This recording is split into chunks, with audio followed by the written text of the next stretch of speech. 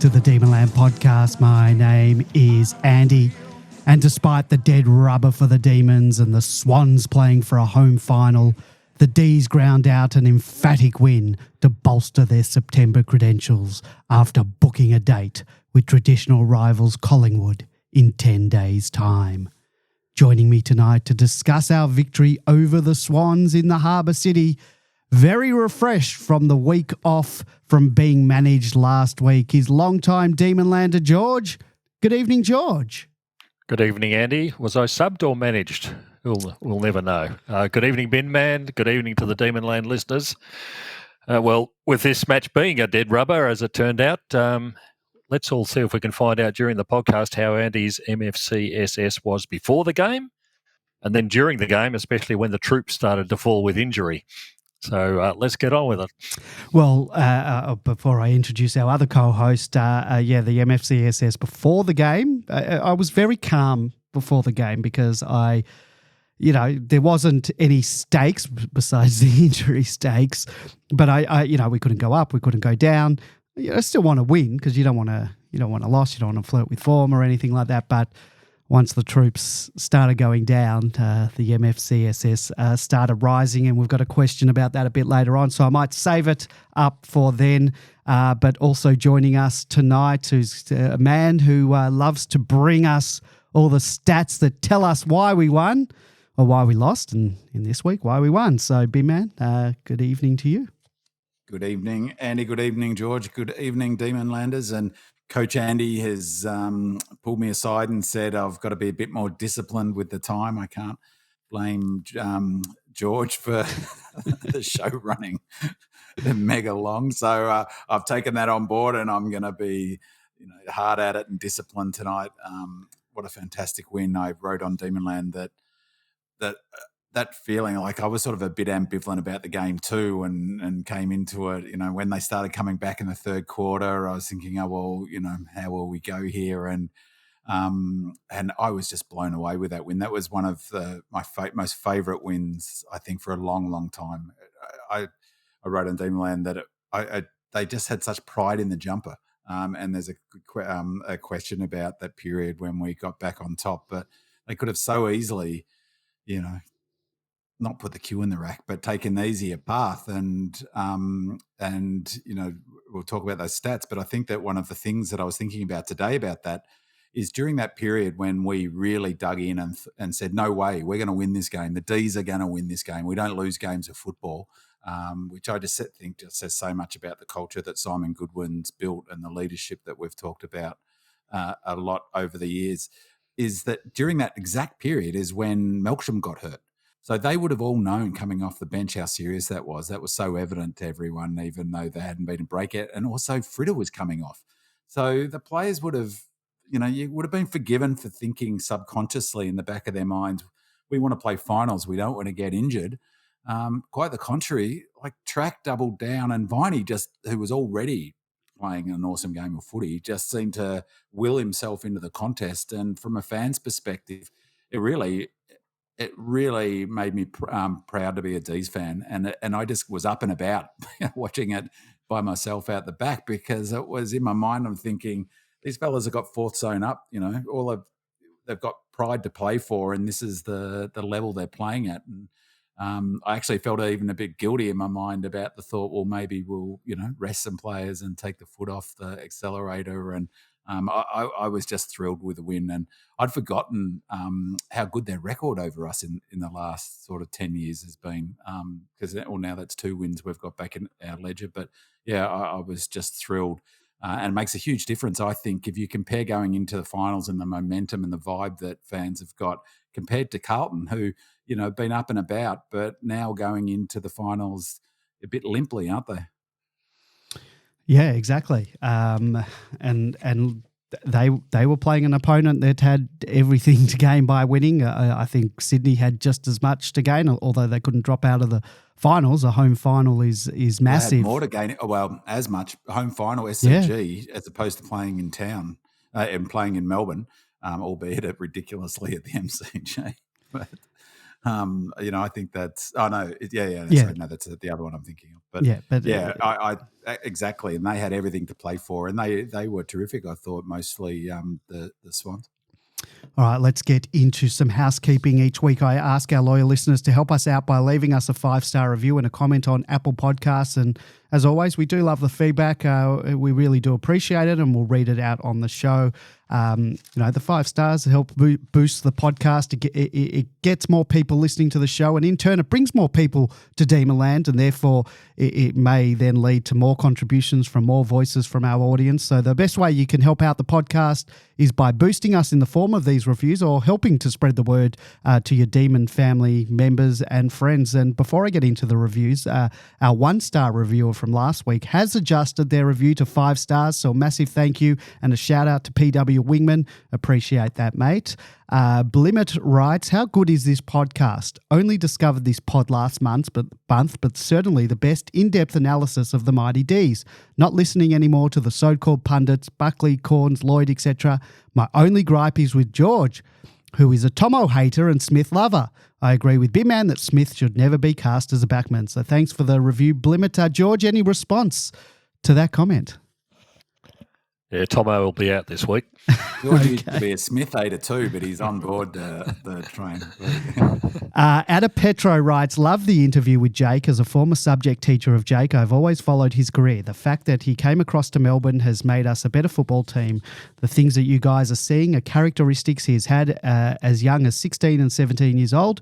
His hunger and focus to succeed are finally being noticed by all so-called experts. Well, I would like to say thank you to Goody in believing in him. Well done, guys. Go D's. Thank you, Ada Petro. We're absolutely devastated for Jake, and we'll talk more in depth about him a little bit later on in the show.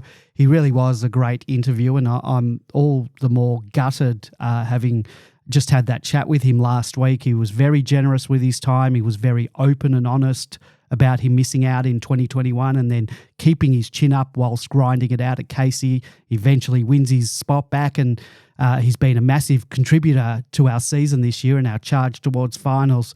We're going to miss him greatly, and I highly recommend taking a listen to the interview. His description of his match-winning clutch goals against the Lions is fantastic, and it was one of the magnificent highlights from this home and away season. So if you can, check that out on either on our YouTube channel or whichever podcast app you're listening to now. It should be the show before this one.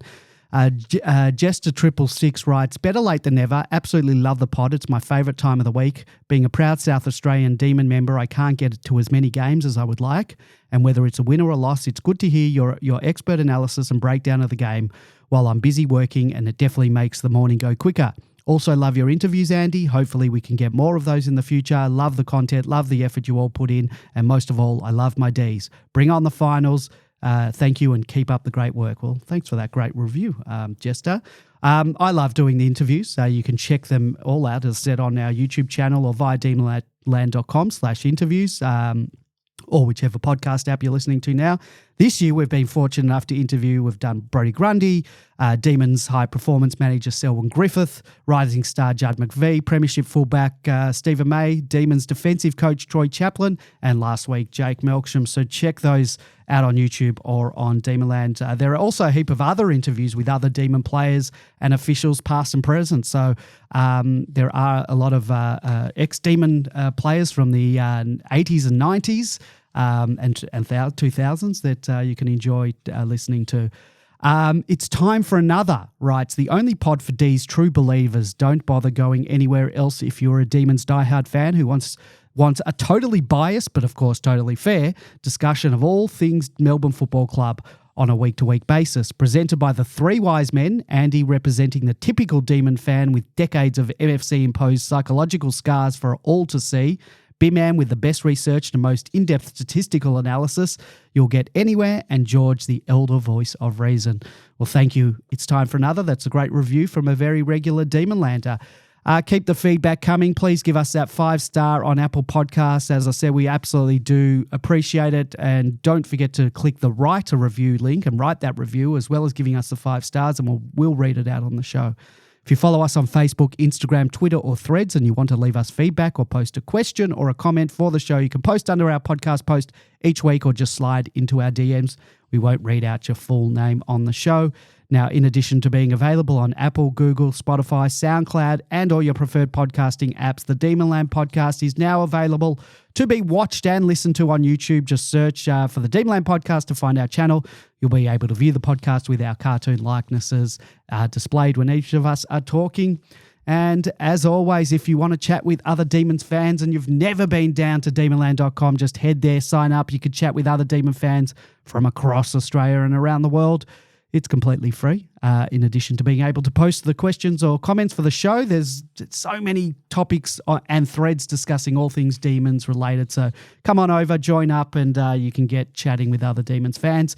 If you'd like to join us tonight on the show and you want to talk about any of the topics we're going to talk about, give us a call on 03 9016 3666, 03 9016 3666. I'll answer, I'll put you on mute, I'll bring you on when there's a break in the conversation. So if I pick up and you hear us chatting, just wait until you hear me say welcome to the podcast. If you want to, during the week, if you want to call that number, you can leave us a message and we will play it on the show. If you're listening to us live now, head on over to the chat room, demonland.com/podcast. We're live every Monday, so if you want to listen to the show live, head on over to demonland.com on Monday nights at 8:30 p.m. I didn't mention this at the top of the show, and I should have, but we will be live next Monday. Even though it's a pre-finals bye, we'll be back. We'll be discussing next week's match against Collingwood. So tonight we're just going to talk about the Swans game. We'll do an extended preview show next week where we'll discuss changes and the key matchups, as well as taking a look at the road ahead that could lead us once again to the promised land. So no pre-finals bye for the Demonland podcast. We'll be back next week, so that's why we won't be previewing next week's match tonight. Well, I'll quickly get into the match wrap-up. The D's fate for the first week of the finals was sealed before the ball was bounced in anger, but the Swans' destiny was still up for grabs and they had everything to play for, with the reward being a home final in the Harbour City. Few would begrudge the D's if they had chosen to coast at half-wrap power in order to avoid injury and rest valuable personnel. Despite a sloppy first half where the D's were clearly not playing at their best and the Swans were wasteful in front of goal, the D's went into the main break 8 points up. After halftime, the Swans came out full of fire and within 5 minutes had piled on 3 goals. Their fourth on the trot was at the 16-minute mark of the third quarter, and that took them out to an 18-point lead, and it seemed as if the Swans would run away with the match. But these Demons were on a mission, and when the match demanded a lift in tempo, our leaders stepped up to the plate. With a tag on Clayton Oliver hampering his output for the second week in a row, it was up to Christian Petrarca to start the fight back and right the ship. The Swans then targeted Track, but once he had got going, his ship was unsinkable, and it also released the moorings of Clary. Track's racked up the 29 disposals, 17 contested, 6 score involvements, 4 clearances, 2 inside 50s and a goal, whilst after Clary's quiet start, he amassed 26 disposals, 10 contested, 8 inside 50s, 4 clearances and 4 score involvements. Jack Viney continued his stellar season, which has now netted him a spot in the All-Australian squad with 29 disposals, 14 contested, 7 inside 50s, 4 score involvements and 3 clearances. It was a welcomed return for Bayley Fritsch after 7 weeks on the sideline with a foot injury, but D's fans' hearts would have been inside their mouths as he's hobbled off the ground. But it was a welcome sight to see him return to the field of play later on to boot some beautiful last quarter iconic snaps for goal, bringing his total to 5 for the match. However, the day was marred by some carnage on the SCG as veteran Demon Jake Melksham also hobbled from the field after an innocuous stumble. With an ACL injury now confirmed, Jake's hopes for a second chance at glory are now dashed, which is devastating for him and for Demon fans. Down back, the addition of Daniel Disco Turner brought some stability to the defence. Despite a couple of fumbles, and he wasn't the only culprit on the day, he played and executed the D's much vaunted zone defence very well in just his third senior game. As listeners to these podcasts know full well, having a third tall who plays that position well releases both Stephen May and Jake Lever to do what they do best. Stephen May ended the day with 21 disposals, 10 intercepts, 6 marks, 3 spoils and 550 metres gained. The D's now have a 10-day break to reset for their shot at the minor premiers, the Magpies, with a free hit to snag a home preliminary final, and I, for one, cannot wait. George, anything you want to add about the match? Yeah, I thought this was a fascinating match from one perspective, and that was what the coach has talked about so many times since he's been established as the Melbourne football coach, and that's establishing a premiership winning game style and the team to play that way. Sydney have an absolutely fantastic record of getting into finals. They've been in the finals 22 of the last 27 years. It's just incredible. And won 2 premierships, one under Paul Roos and one under Longmire. Interestingly, the apprentices of Paul Roos, and in particular Ross Lyon, has been in 9 final series and has 0 premierships. So what I saw in this game in particular was the 2 different styles of play, and I don't think the Swans under Longmire, and I don't think the Saints under Lyon will progress all that very far, and unless they change their game style. It's what Geelong did last year to win a premiership. This idea of all-out defence and hang into the game, hoping that you're within striking range at the end, just doesn't win premierships, and that's the name of the game. We played their style of game. We overcame their style of game in this match, and then we blew them away. And that's what's happened exactly to the Swans in the grand final last year against an ageing Geelong team, which has now hit the wall themselves. But it's the different game style. It's a game style that was introduced by Richmond in, 2016, 17. We've emulated it, we've perfected it, but there still are a couple of coaches who are still hanging on to the old style. Like I said, it gets you into finals, but it doesn't get you any further. And this was a game that really showed that. So that's what I really took out of that, out of this match. The Swans were pretty impressive, though. I thought in terms of their pressure and their tackle. I mean, that's why they always trouble teams, isn't it? Because when they're on, they play old school football, like you said. I mean, my feeling is on what you're saying there, George, is their weakness is the same as Port's, but not as dramatic in the sense that they're stronger defensively, but Longmire still hasn't implemented the full zone defence, the sophisticated zone defence that Melbourne use. And you would have heard on the call, they mentioned it a few different ways, or, the grid defence, or, that ability to cover the ground and control the opposition's, even the direction they move the ball. There was a bit of play that summed up Melbourne's strategy brilliantly at one point. The commentators noted on it, it was like soccer. Like they wanted to progress the ball down the ground. They were keen to get going, but we fought, they needed to get going. I think it was in the last quarter. They needed to get a score on the board to get the back in the match. And we forced them to kick back into their own 50 zone, in their defensive 50, 20, 30 metre kick backwards after we just didn't allow them any space. We don't play very often at the SCG. I think that's the first time we've played there for 4 or 5 years, but it perfectly suits Melbourne's game plan. And the game looked very much how I thought it would, which is like an old school. When I say old school, it looks like how that game looked very much like how we played in 21 and for the first half of 22.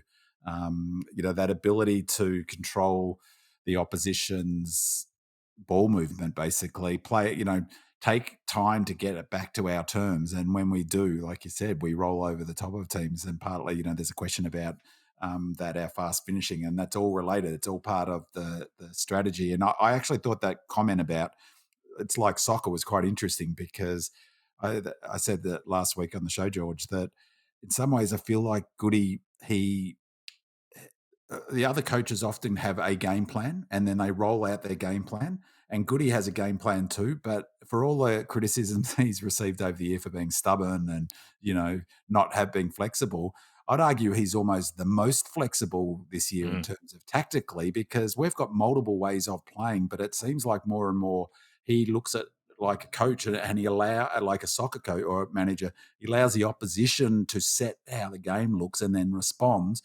And then we get it on our terms. And it's a bit like, maybe an analogy there would be boxing.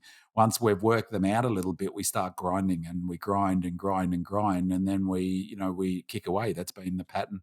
I thought he had a great day in the box tactically.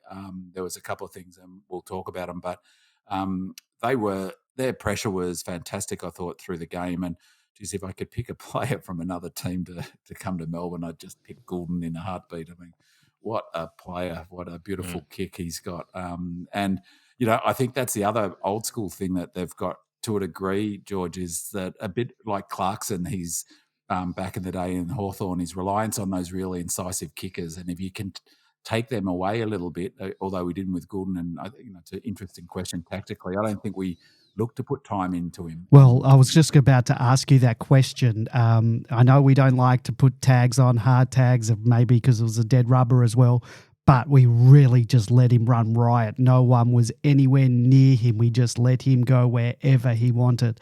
And I don't think you can do that. I don't think you have to put a hard tag on him, but we put no time into him. And yes, it might have been the dead rubber aspect of the nature of the game, but...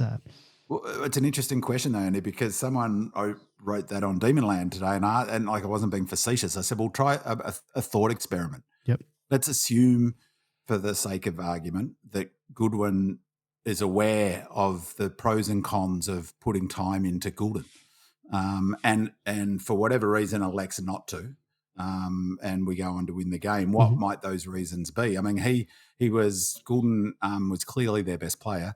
42 career high, 42 disposals, he's fantastic.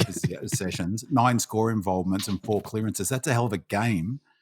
But I heard Uze interviewed beforehand, right before the game, on 3AW, and he was asked about, do you have plans to put time into Goulden?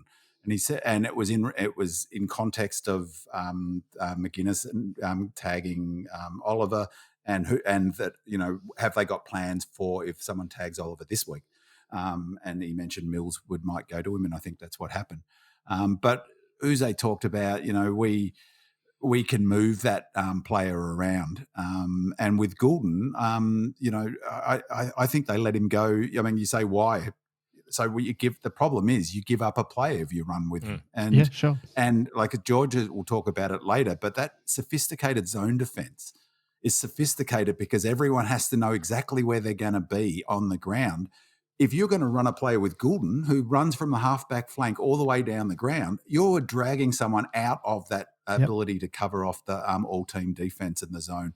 So, I mean, my assumption is they, will have done their pros and cons, and Goody's done that a lot. Is let really damaging players rack up the ball, and until they start putting scoreboard pressure on it, I mean, what do we keep them to? We kept them to what? 7 goals. Yeah. So, I mean, what damage did he do? Like you say, we need to put time into him. Why? We won the game and kept them to 7 goals. I mean, so that's how Goody would have thought about it. They would have been tracking him, and at any stage, maybe think about how do you put time in him. But we don't really have a natural player who would go with him, and anyone who's got the ability speed-wise to go with Goulden, you're taking him out of the high half forward role or the half back flank role, or you're taking a Sparrow, or you're giving up too much. Would be, I assume is why they didn't put time into him. He scored 2 goals out of a grand total of 7. But look at the rest of the ground. That's the important thing. That both Amati and McDonald, their 2 main tall forwards, kicked 1 goal.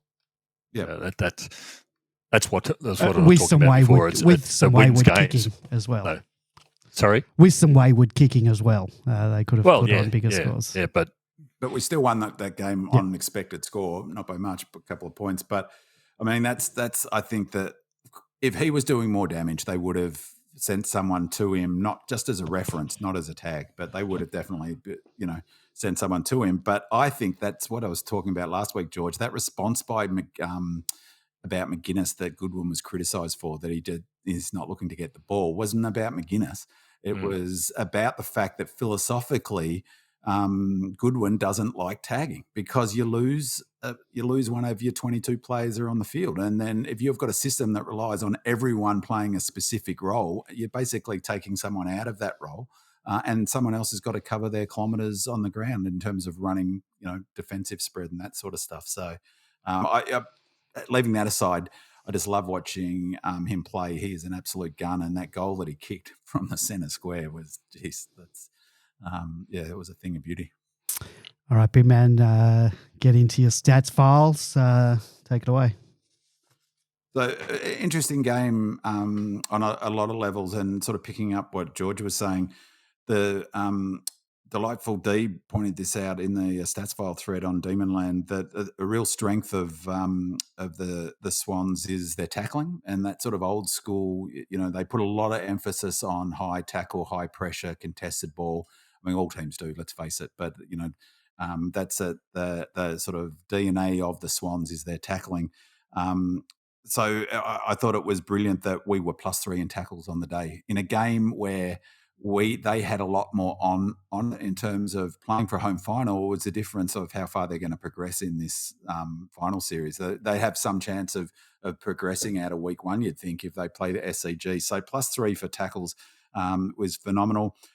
Just on that point that I was making before, I've talked about this all season, but and last year and the year before, is our kicking is not our strength, nor is our clean ball handling. We don't, even if our best players track fumbles a little bit, it's been a pattern. But our kicking efficiency was 58.9 for the day. There was a 67. That's a big difference in a high pressure game. So 67% of their kicks hit the target. We were +400 odd, 416 for metres gained. Inside 50, +7. So they worked really hard to keep at us all game. +7 for us is not a big margin. I think it was, what was it last week, +30 or something last week, or 15. Let's contested possessions tracked pretty evenly all day, except they were in front 2 or 3, 4 or 5. I think it got out as much as 6 or 7 at one point. But it was only +3 at the end. So they stuck to their guns all day, as long Meyer said in his post-match presser. Ground ball gets, we were -9. So that was impressive. That was much higher at one point. So that was a very strong comeback in the last quarter and a half to get our ground ball gets near parity. Intercepts a big part of our game. We 79 to 73, so +6 for intercepts. We had +8 for intercept marks, and so really that's Lever and May both playing really well. But back this centre clearances, we were dead even 10 each. Stoppage clearances +3. I'll come back to that when we talk about that. There's a question about the numbers at the stoppages later, but that's a really impressive number, +3. Given that we go in with allowing the opposition extras at our stoppages. Contested marks, I was really surprised at this number. They were +2 for contested marks. Was dead on even 12 marks inside 50 each. +18 for hitouts, which was curious. I don't know the time on ground for Maxi, but I would have thought, just watching the game, it would have been higher than that. But only +18. Only +2 hitouts to advantage. So that, given how well we did in stoppages comparatively, I thought that was quite interesting. We were +3 for tackles inside 50. So again, our forward half pressure has been a lot better last year. This year it was a weakness of ours last year. This is a fantastic number. Defensive one-on-one, we only lost 12.5% of our defensive one-on-ones. To their 36%. So that's a huge differential. We really got a hold of them defensively. Our defense worked an absolute charm, and I just loved watching it. It just felt like a Melbourne game. It was just like putting on a warm pair of gloves, because it just looked like a recognisable DNA for the Ds. And I think Disco Turner, they all did their job. They all did their jobs fantastically. I really was thrilled with Bowie's game. He's had it down 2 or 3 weeks, and I thought he was fantastic. Pressure was interesting. This surprised me, actually. They were 182 in the first quarter.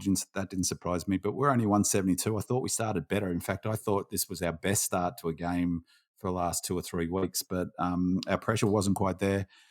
We brought it up 185 in the next, but they took it up to 199. Then after half time, they came out and they blitzed.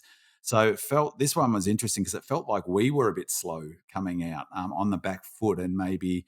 But I watched the replay. I watched the first 3 quarters today. Watching it on replay is that this marries up with this data, and I hadn't seen this yet, but they were 214 in that quarter for pressure, which is unbelievable. And we were 198. And so watching it again on the second time, actually we didn't really come out like we weren't switched on in that second half. So I got the first quarter and the third quarter wrong, I think. We kept going, 192 to 193. It was 187, 197 for the match. So that for the match, 197 to them. That's a really high pressure game. It felt that way. I think the SCG, the way they measure these pressure points, the SCG, the tight confines, is almost invariably going to be a high pressure game to a degree because there's so little space to run into. Clayton Oliver, I mentioned a couple of weeks ago, his pressure points, 85 points against the Blues, was the highest for the season. We got 86 in this game. So number one, not bad for a player just coming back from a hamstring. So 37 pressure acts, 12 more than the next. 11 more than the next, which was Nibbler. Jack Viney had the second most pressure points, 69. His season average 56. Nibbler, another fantastic game, particularly from a pressure perspective. His season average is 45 points, 45.7. He was 63 pressure points in this game. Rounding out the next two, the top six was Gus, again above his season average for pressure point with 21 acts. And Salo, who copped a bit of stick on the Demonland boards, and I'll be interested to know your guys' take on his game. And I know we've got a question. He actually had 21 pressure acts as well for 44 points, well above his season average of 31. So a really important game from a pressure perspective. Time and forward half, big number for Melbourne. This was really interesting because we couldn't get the game back on our terms, and I've used that rowing analogy of keeping going and getting your rating up, but they really pushed hard in that first quarter despite our pressure being down with 55-45. We really upped that in the second quarter. 61% of the time the ball was in our front half to 39%. But that third quarter, they really used that territory that they gained from the pressure that they came out with. 57-43, got the game well and truly back on their terms until we lifted our ratings again. And then the last quarter was 56-44. So the match was 53-47. Melbourne would like it 60-40, but, they're a good team, a good contested team. So a good effort there. We're plus 15 points from stoppage scores. Huge, absolutely huge. Plus 26 from turnover. If I've mentioned before, turnover is our key way of scoring. It's more important than stoppages because you get more opportunities, you get more turnover opportunities. So you've got to score from them. So 26 points, plus 26 for turnover. We had 52 in total, which is fantastic. And just the last thing I thought was interesting was centre bounce, ruck attendances. JVR Van Ruin, he had 25 ruck contests. That's a lot at this stage of the season for a young fella. I don't know what the time on ground was for Maxi, but he had 50 ruck contests above his season average. So 55.3 is his season average. And he went to 60% of the ruck contest.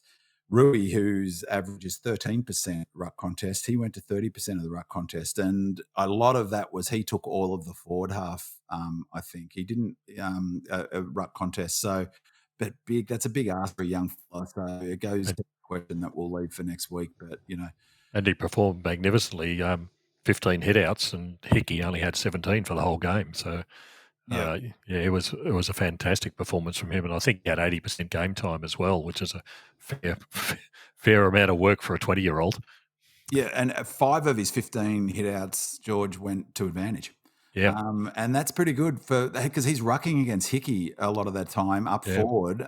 He's got a pretty good tap work. They worked on that all last year. He was often rucking at Casey.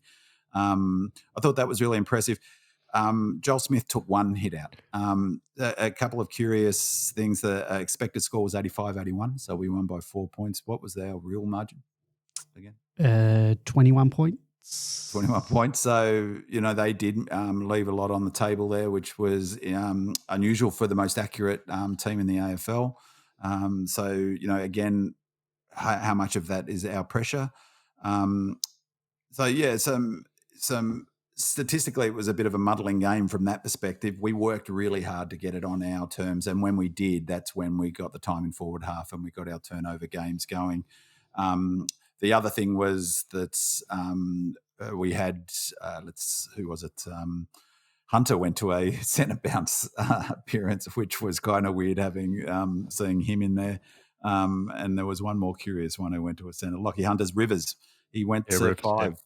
centre bounce attendances. That they said before the game, apparently, that he was going to take more centre bounce attendances, and I guess that was just to probably rest some of the stars. They probably knew if the game was sewn up, they'd take off like we did Track and the rest and Oliver. And I think they've done that really, really well. A lot of kudos needs to go to Goody, but also the high performance team and the way they've used the bench. George talked about this a lot last year in terms of using the bench to manage loads. And they've clearly been doing that over the last number of weeks, including in this match.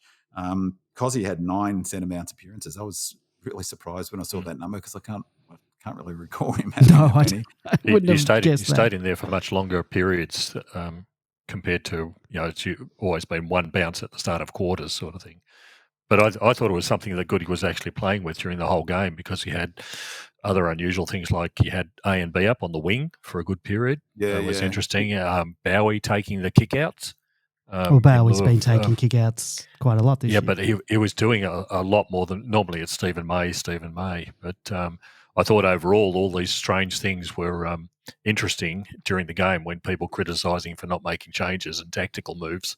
Well, I don't know if these. I don't know if these are tactical moves to try out for finals. I think it was more from a play management perspective. Gawn only had 75% time on ground. And that's why you saw Rui doing more rucking, and that wasn't to get Rui rucking experience, which it does naturally, but that was more to preserve Max, I would assume. And I just realised, I now realise why I can't remember Cozzy being to that. He went to 2. It was 9%. 9%. There you go. 9%. I was going to say 9. Trent Rivers only went to 1, not 5. Lockie Hunter went to 1. And the Ruinator, he went to 4, which was 18%. But you are fired. I was going to, my eyes weren't deceiving me. I think, George, in terms of Nibbler going to the wing is to chop out, because they did that last week, and they rotated Laurie as well to give Hunter and Langdon a chop out. So I suspect their time on ground was probably lower than it has been. But that's part of that sort of high running rotation, I think. So they did that a couple of times last week, actually, having Nibbler on the wing. And shout out to Nibbler, what a game. I know there's a question for him. So, yeah, it was a fantastic performance. I'd really like to highlight, though, the pressure for a third week in a row from Oliver. I know he had a down week last week, but he still put pressure on, coming straight back into the team high pressure acts against the Blues, another high pressure game 2 weeks later against the Swans in his team high pressure. That's a young fellow who just wants to have an impact.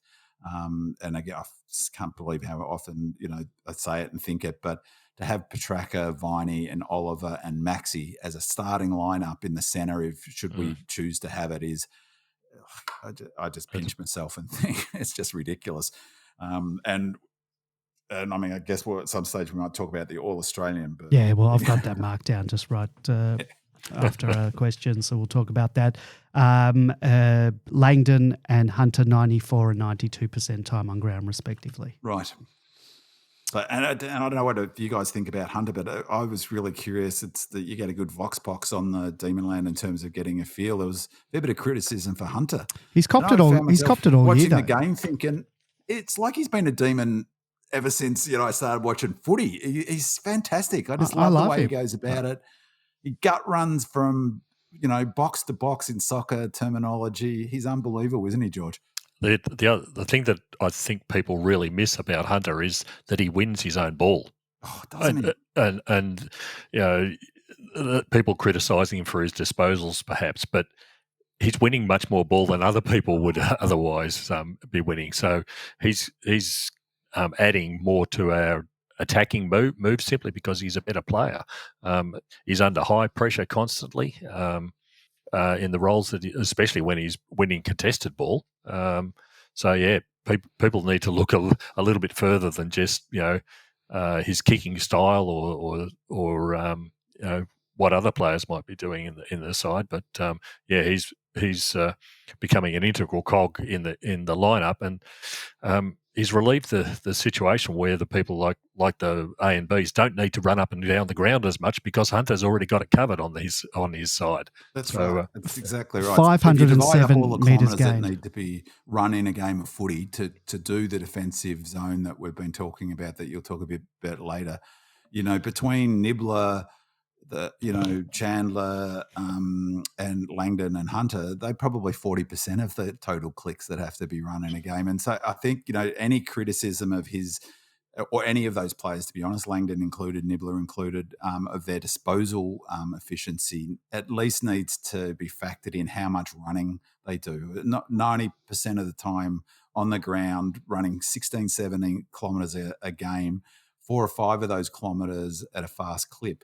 That's going to challenge anyone's ability to kick a footy or handball it. It's not like, the old days where half forward flank runs 2-3 kilometres and every time they kick the footy, they're fresh as. So, I thought he was fantastic yesterday, and I thought Langdon, is looking great as well. So, they're all looking very fit and very strong.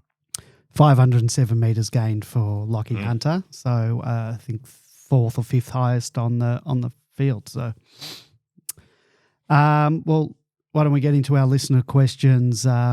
We start with the Melksham injury, which then flows into the forward line conundrum that we keep having each week. Scroll says the Melksham injury was devastating. He's been a huge part of keeping our decimated forward line together in the absence of Fritsch, Brown, McDonald and Petty. I just feel gutted for him, even more so given he missed out of 2021. Given the recovery time and his age, I can't help think he may hang up the boot. Just a week ago, he would have been a lock to go around next season. Track Forever says, guys, once again, thank you for an amazing job you do. 5-star rating from me. If Melksham is out, what will we miss most is the negating role he plays on opposition key backs. Who do you think can play that role now? Demon WA adds, the milkshake injury is super hard to take, opens the door up for one of T-Mac, Ben Brown or Grundy, you'd think. Supreme Demon says, if the sad news is confirmed and Jake Melksham is injured with an ACL, who replaces him? Tom McDonald, who kicked 5 goals for Casey in the VFL, or should Brodie Grundy, who kicked 3 goals and had 35 disposals in the VFL too, get another chance against his former side, the Magpies? Go Lordy says, it's been a strife-ridden year in our forward 50. Ben Brown, T-Mac, Fritter and Petty all go down at various times, and just when Melky steps up and looks like the answer, he goes down too. Fortunately, we had a sort of sliding door moment because Fritter stepped in just as Melky stepped out, but then it looked like Fritter had re-injured his foot and it all went pear-shaped for a moment or two. When you throw in the agony surrounding Grundy in the forward line and our period of goal-kicking yips, I think we all have to applaud the efforts of Greg Stafford this year. Despite all these problems in the forward 50, we keep winning. Is he a miracle worker? Should he be beautified? And how does St. Gregory of the forward line sound? All we need now is a statue with weeping eyes. Go D's. Red and Blue Rising says, well done on a great podcast. Looking forward to the finals edition, at least another 3. My question is, without Melky in the side playing so brilliantly as a defensive forward, who also kicks goals, could Joel Smith play his role as he has defensive capabilities and is talented up forward? I feel we really need this type of player forward as it's a weapon to be able to shut down the opposition interceptors. And finally, Rue Beauty says, absolutely gutted for Jake. I listened to your brilliant interview with him and discussing playing on next year. Looks like the career is over. Such a sad way to finish up. Unfortunately, in all professional sport, you have to move on quickly and we need to find a replacement. Who else could play that important negating role? So before we get into the forward line, let's take a moment to wish Jake Melksham a speedy recovery. He's really stepped up this season in the absence of many of our forwards. He kicked 20 goals, 11 in his 13 games. I'm absolutely gutted for him, as I said before.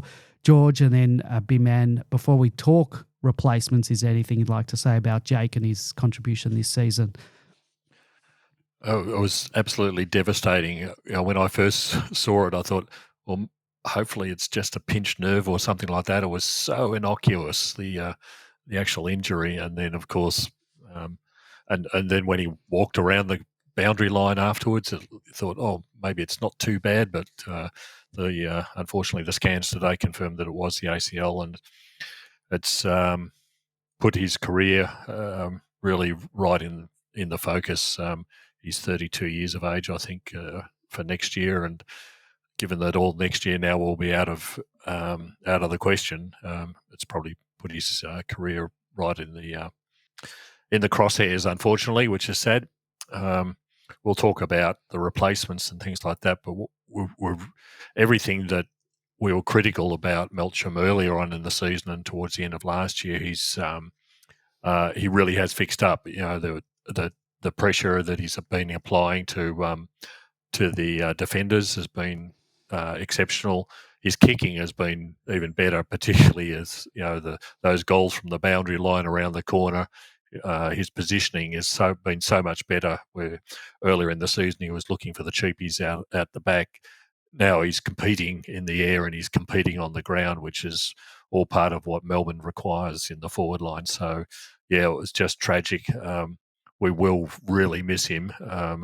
The very fortunate thing is it's the week that Bayley Fritsch came back. So they're not like-for-like replacements. It would have been better having both of them in there, but at least we've got our highest goal scorer coming back into the side right as we enter the final series. It's just awful. I hate to see any player get injured like that, like hamstring to the opposition. I can deal with that, but it was so evidently a big problem, wasn't it? It wasn't like one of those, incidents that you think, oh, maybe there's some doubt. Like it just buckled in such a weird way, and no one around him, and he's been awesome. I really, really loved your interview with him, Andy. And there were a couple of things that, in hindsight now are quite sad. Like he's talking about the going on next year. He was going to play on. That's all up in the air. Of course, I heard on the radio today there was talk that he was thinking about retiring mid-season, which I'd not heard before. The other thing was I really liked his response to your question about a defensive forward. And that he was saying essentially almost a bit like, what we're just talking about, Goody's philosophy of not tagging, which was that he isn't a defensive forward. Yeah, he was very adamant that's he was not very his clear role. on that, Yeah. wasn't he? And I thought that was really interesting because what he was essentially saying is that I reference my opponent, and of course I want to look to minimise the impacts of the players you mentioned, Andrews and Core, and I don't think he played on Wiedering, but whoever he plays on, he looks to minimise their impact. But as he pointed out on in your interview, he also wants to make a scoreboard impact himself. Yep. And so not only did he do that, he was doing exactly what George said. He was, physically tackling in this game. He was, he run down tackle, which I hadn't seen him do before. I don't think he even quite got there, but he forced some pressure that forced a bad kick. His aggression is arguably what hurt him in the end, because he came flying in to bumper Marty. And the commentators were suggesting that was somehow linked to the knee, although they didn't extrapolate or go into any more detail. So it's just heartbreaking. And it was really, and Luke Dunstan is also, we should note, he's done his knee, and what a, warrior he's been for the D's and for Casey on the same day. I just saw tonight the footage of them both hobbling into the club. I mean, really, yeah, it totally heartbreaking, and, could support, the club will get around both players, and both players are in a very similar position, probably career-wise. Absolutely. There's heartbreaking. So I guess now, I know we're not supposed to talk changes this week, but our forward line still remains decimated.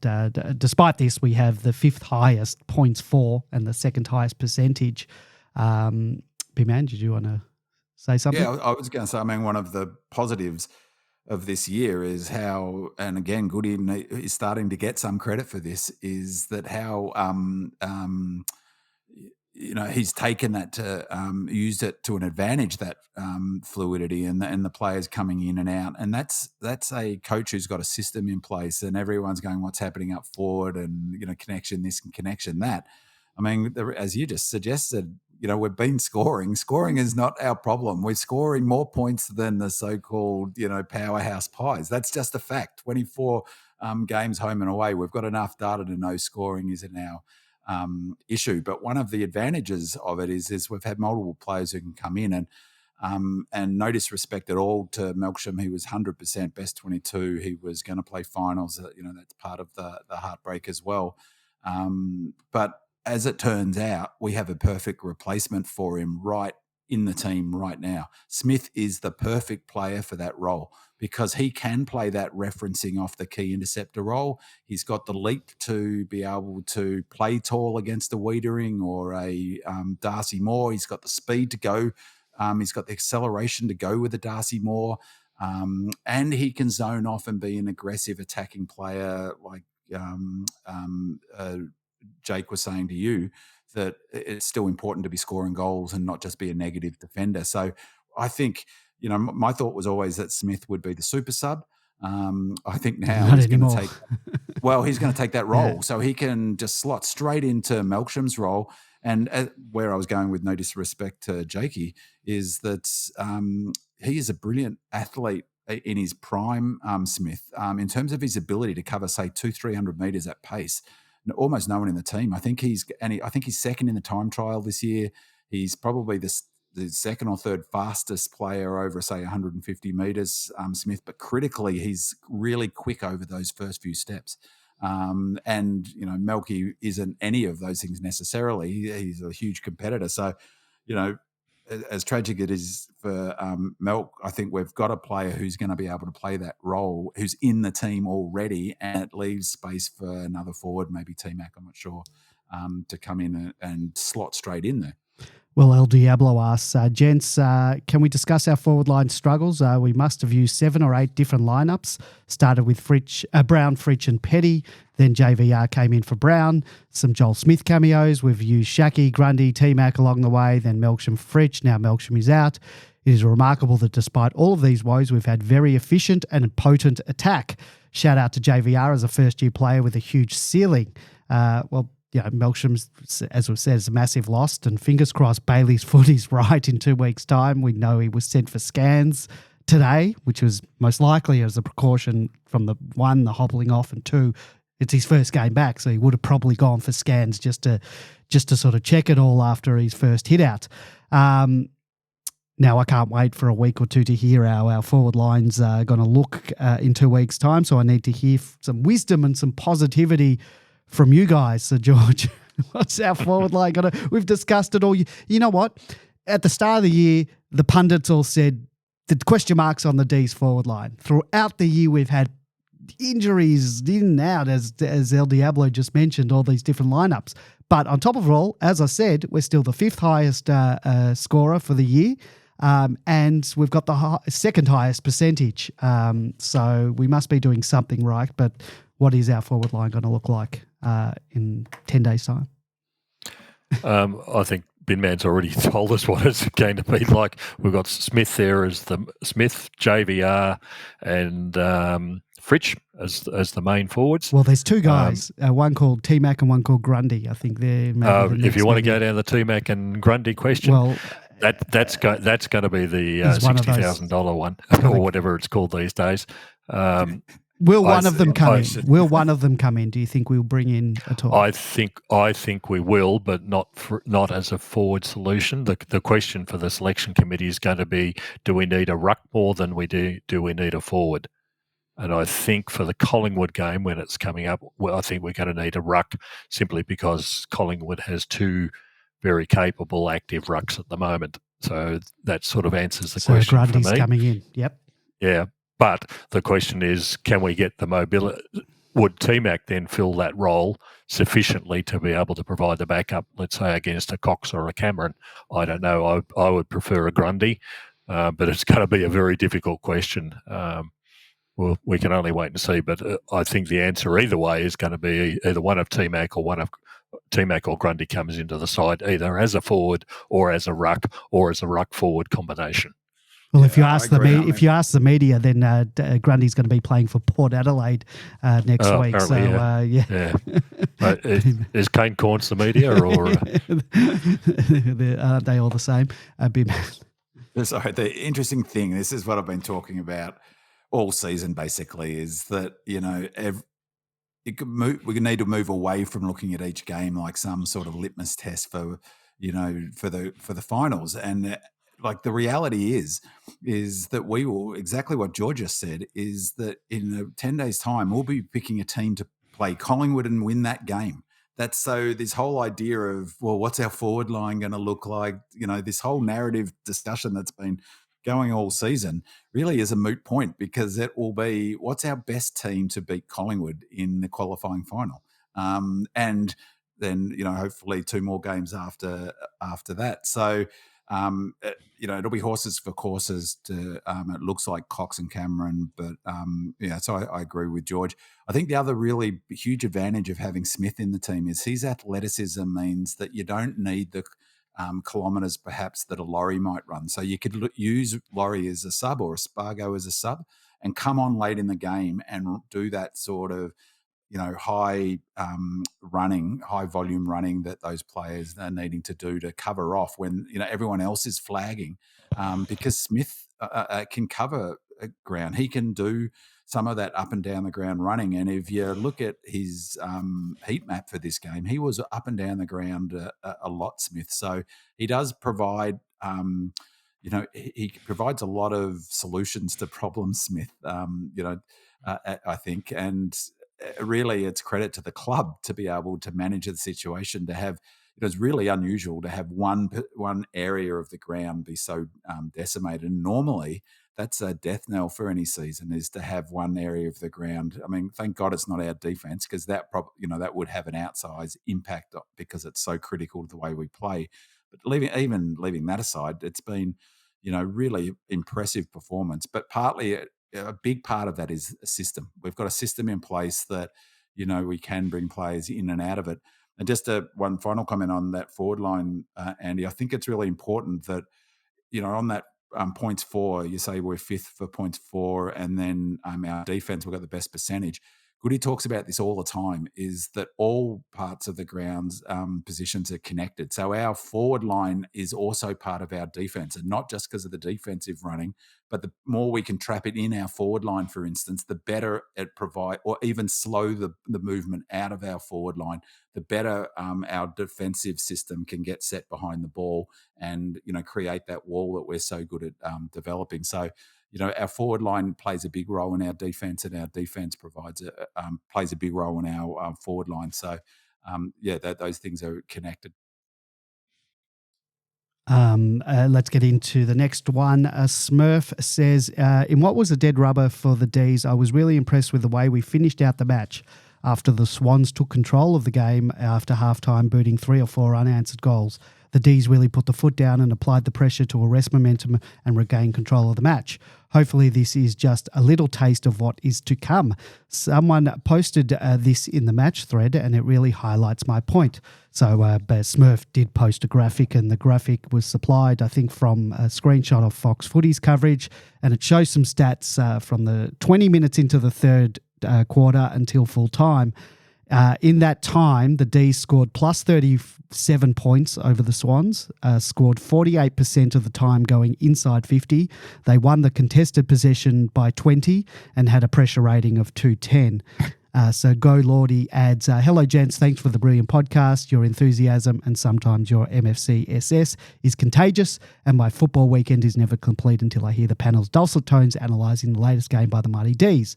On the Sydney game, I was very impressed by our last quarter, but not surprised. We've been finishing well for some time. In the final quarters of the last 5 games, we have scored 16 goals, 18 behinds, to 7 goals, 5 behinds. Put another way, we have recorded 34 scoring shots to 12 in the last quarters. Only the Crows have pantsed us in the last 2 months when they scored 7 goals 2 to 3 goals 6, but at least we matched them for scoring shots. What I am getting at is that we probably are the fittest team in the finals. We should be confident. Go D. So, Binman, you've been banging on about our fitness to run out games being a weapon for us come September, and our Enter the Swans game and the last quarter score stats that Go Lordy provided over the last month or so, or last 5 games, prove that. We saw this in the back end of 2021. Is this a taste of what's to come? Yeah, and I'll add just this delightful D in terms of that last quarter and a half. So some key stats that showed how we upped our game after the Swans got out to a 17-point lead. 2/3 of the way through the third quarter. From the 20-minute mark of the third quarter, we had 19 more contested possessions, recorded 38 tackles, 15 coming after the 20-minute mark of the third quarter to the end of the third quarter alone. So in the last 10 minutes of that quarter, we had 15 tackles, which is nuts. 7 more inside 50s from the 20-minute mark to the end of the game, 21-14. We outscored the Swans by 37. That's where we won the game, obviously, 40-3 in that period. We scored 48% of the time we went inside 50 in that last quarter and a half. At 1.9 points per innings, which is amazing, and held the Swans to scoring only 21% of the time they went inside their own 50, which is just elite defense and elite offense. So much for our quote-unquote efficiency issues. And as Delightful D notes, if we play at that level, we'll be hard to stop. It's a matter of how long we can play at that level now, that the finals are here. And I've been, as Andy rightfully says, banging on about this all year.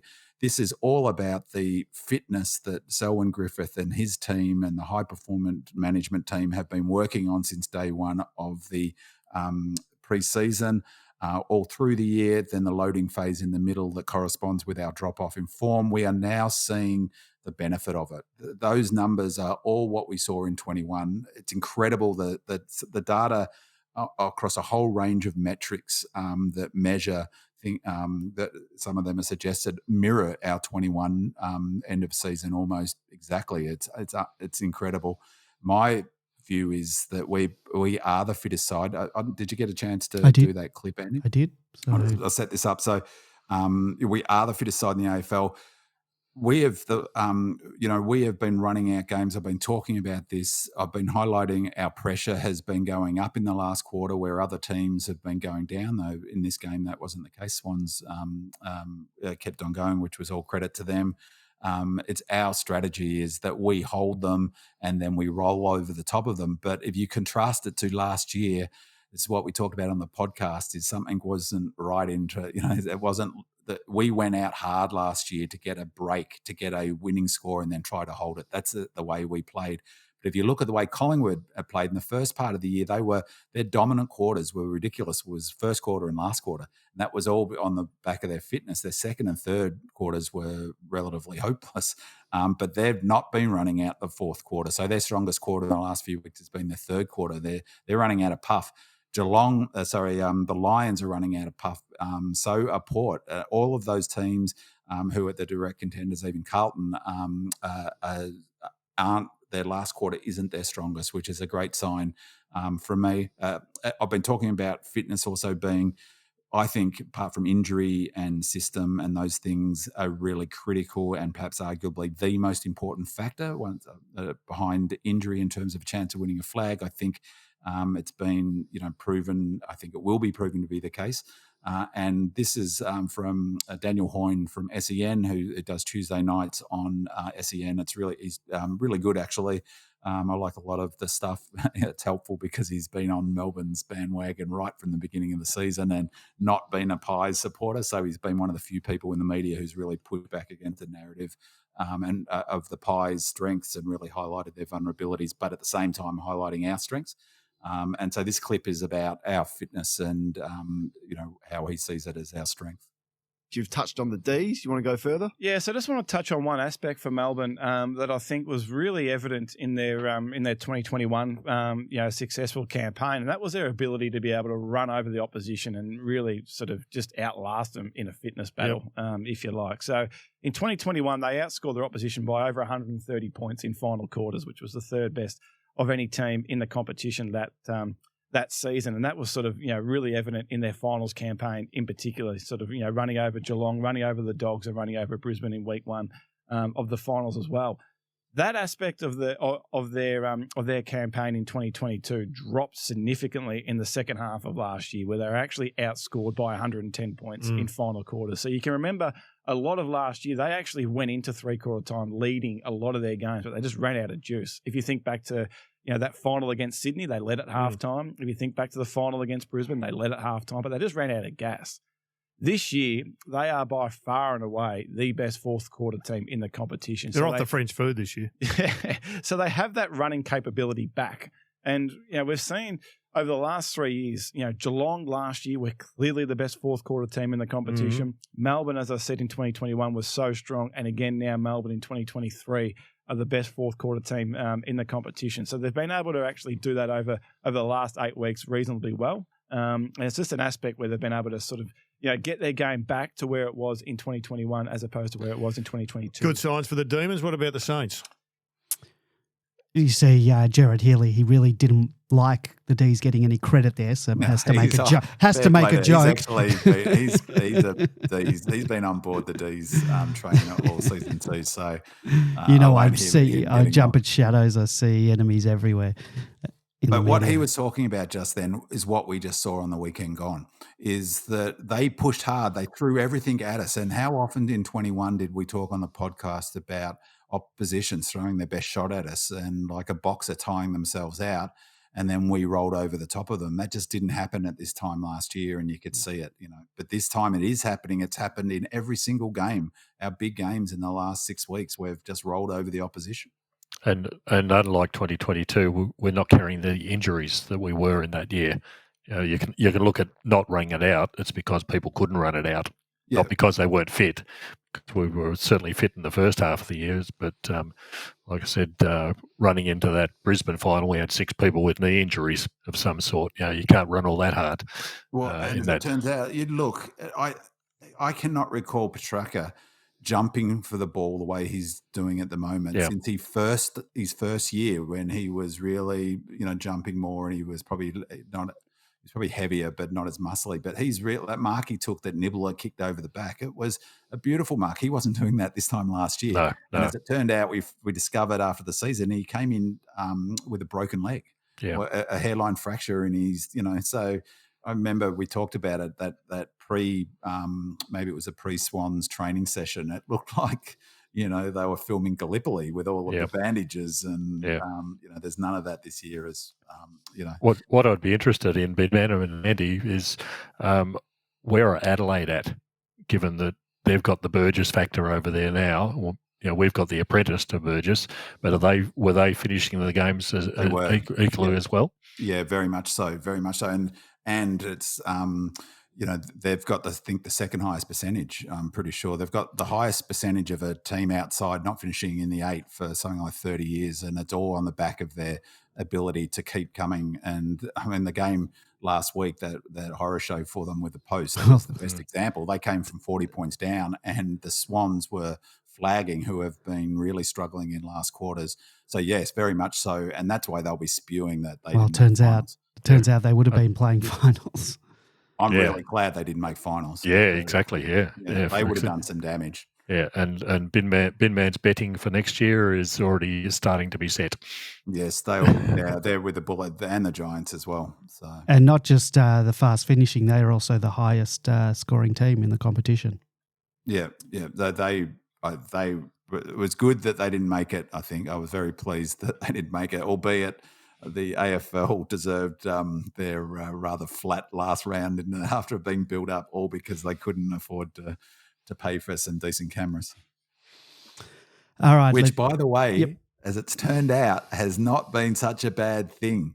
I 100% would prefer to be playing Collingwood first week of the finals at the G than Brisbane first week of the finals at the G, which is what would have happened if that Petrarca goal had stood. We would have won that game. We would have finished second. Brisbane would have finished third, and we would be playing the qualifying final against Brisbane, and would have given them a better chance of beating us than I give the Pies of beating us. So I think it's the footy gods have smiled on us, and it's worked out beautifully. Well, then you better hope we beat Collingwood, because otherwise we'll be and we still could play Brisbane in the grand final, even if we beat Collingwood. After they've played 2 game finals, and they're starting to struggle. Okay, fair enough. All right, so from fast finishing to slow starts. Maybe we should have started with this one. Red and Blue Beard says, "Thanks for the podcast, guys. Always great stuff. Our slow starts seem to be an issue.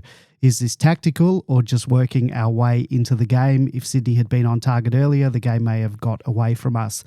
George, it was another slow start from the Demons. It wasn't just the first quarter. After halftime, the Swans got the early jump on us. Are we ever going to come out of the blocks or out of the rooms at halftime, switched on and firing? Or is it tactical?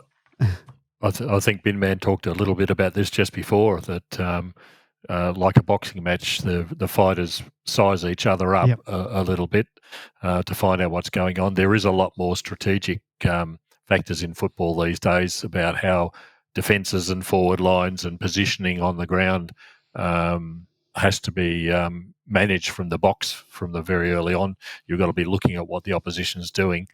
I know the fans just love the idea of coming out and kicking 20 goals in the first quarter or doing what Collingwood did to Essendon on the weekend. It looks fantastic, but this game's a long grind.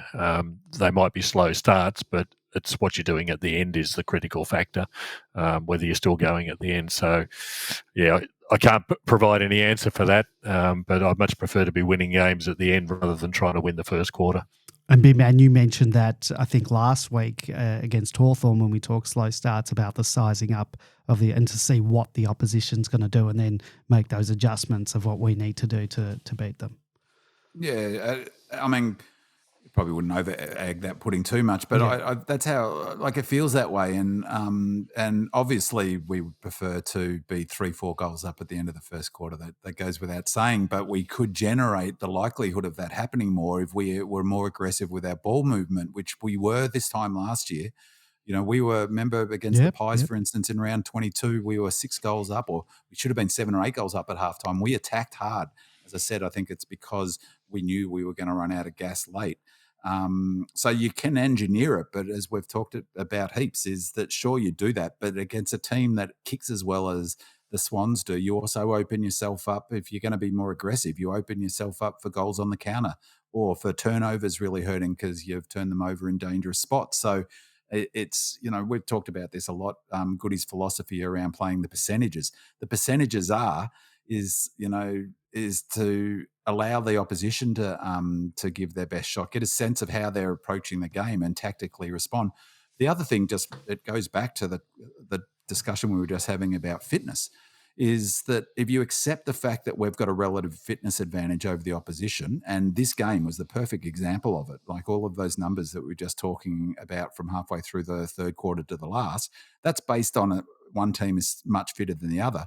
Well, logic suggests that the time at which that gap is at its smallest is in the first quarter. So our relative advantage and our game plan is built on having a fitness advantage, on being able to grind oppositions into the ground. Well, we don't have that in the first quarter. You know, it's all even Stevens on the fitness front until red time. And that's where I'd love to know this data, and maybe I'll see if I can find it. But our goal in red time in the last 5 minutes, once time on, I'll bet you my bottom dollar that we're number one in the AFL for goals in the last 5 minutes of quarters, because that's where you will, within the first quarter, you'll get an advantage. It might have even been in this game we kicked goals late. We certainly did in the third quarter. So, you know, and the other thing is, they're good teams that we're playing against. This team, Swans, is a good team playing on the home deck with everything to play for. 6-6-6, you haven't got your defensive set up. If you lose a centre clearance and they get it out the front, well, they're going to score. So you're going to give up goals at some stage. I actually, as I said, I thought this was our best start for a few weeks in terms of first quarters, but I was surprised when I saw that our pressure was actually a little low. So, yeah, I don't think it's a major worry. And, we've still been winning, haven't we? So it can't be too much of a worry. Oops, get myself off mute. Third quarter blues. So Lazy asks, do you take more out of the fact that we came out in the third quarter half asleep, or the fourth where we really dug in and got the job done? I think it's the latter, as it is extremely hard to find that extra motivation when nothing is on the line, and the Swans did have something to play for. So, B-Man, which do you take more out of that early third-term slumber, or the late third quarter comeback and control of the game in the last? Well, as I said, I rewatched the replay today, and as the numbers suggest, that's what I thought too. We looked a bit lackluster watching it live, but that's not what the replay showed me. They just played super well, and I think their pressure in the first 10 minutes of that quarter was up around the 215, 220 margin. The Swans, that is, and we weren't that far behind. We were 190 or whatever. So I felt the same thing as Lazy watching it live, that we took a little while to get going. But I think credit must be given to the Swans for how they came out. So to answer the question is that, I don't think we did come out really, maybe on the back foot, maybe a better way of looking at it, but massive effort, as I talked about before, to grind back into that game. I just, as I said at the top of the show, I'm just so proud of that result. I was so pumped to be a D's fan afterwards. You wouldn't believe it. I just love that victory, and purely because from that moment on, you just got the sense where Track and Viney in particular, and Oliver, and less so this week Maxi, who didn't really have a huge influence, I'd have to say. But it was those three leaders and Nibbler who just said, we're not going to lose this game of footy. And it was inspiring to watch it. And as I said, they saw their comrades going down.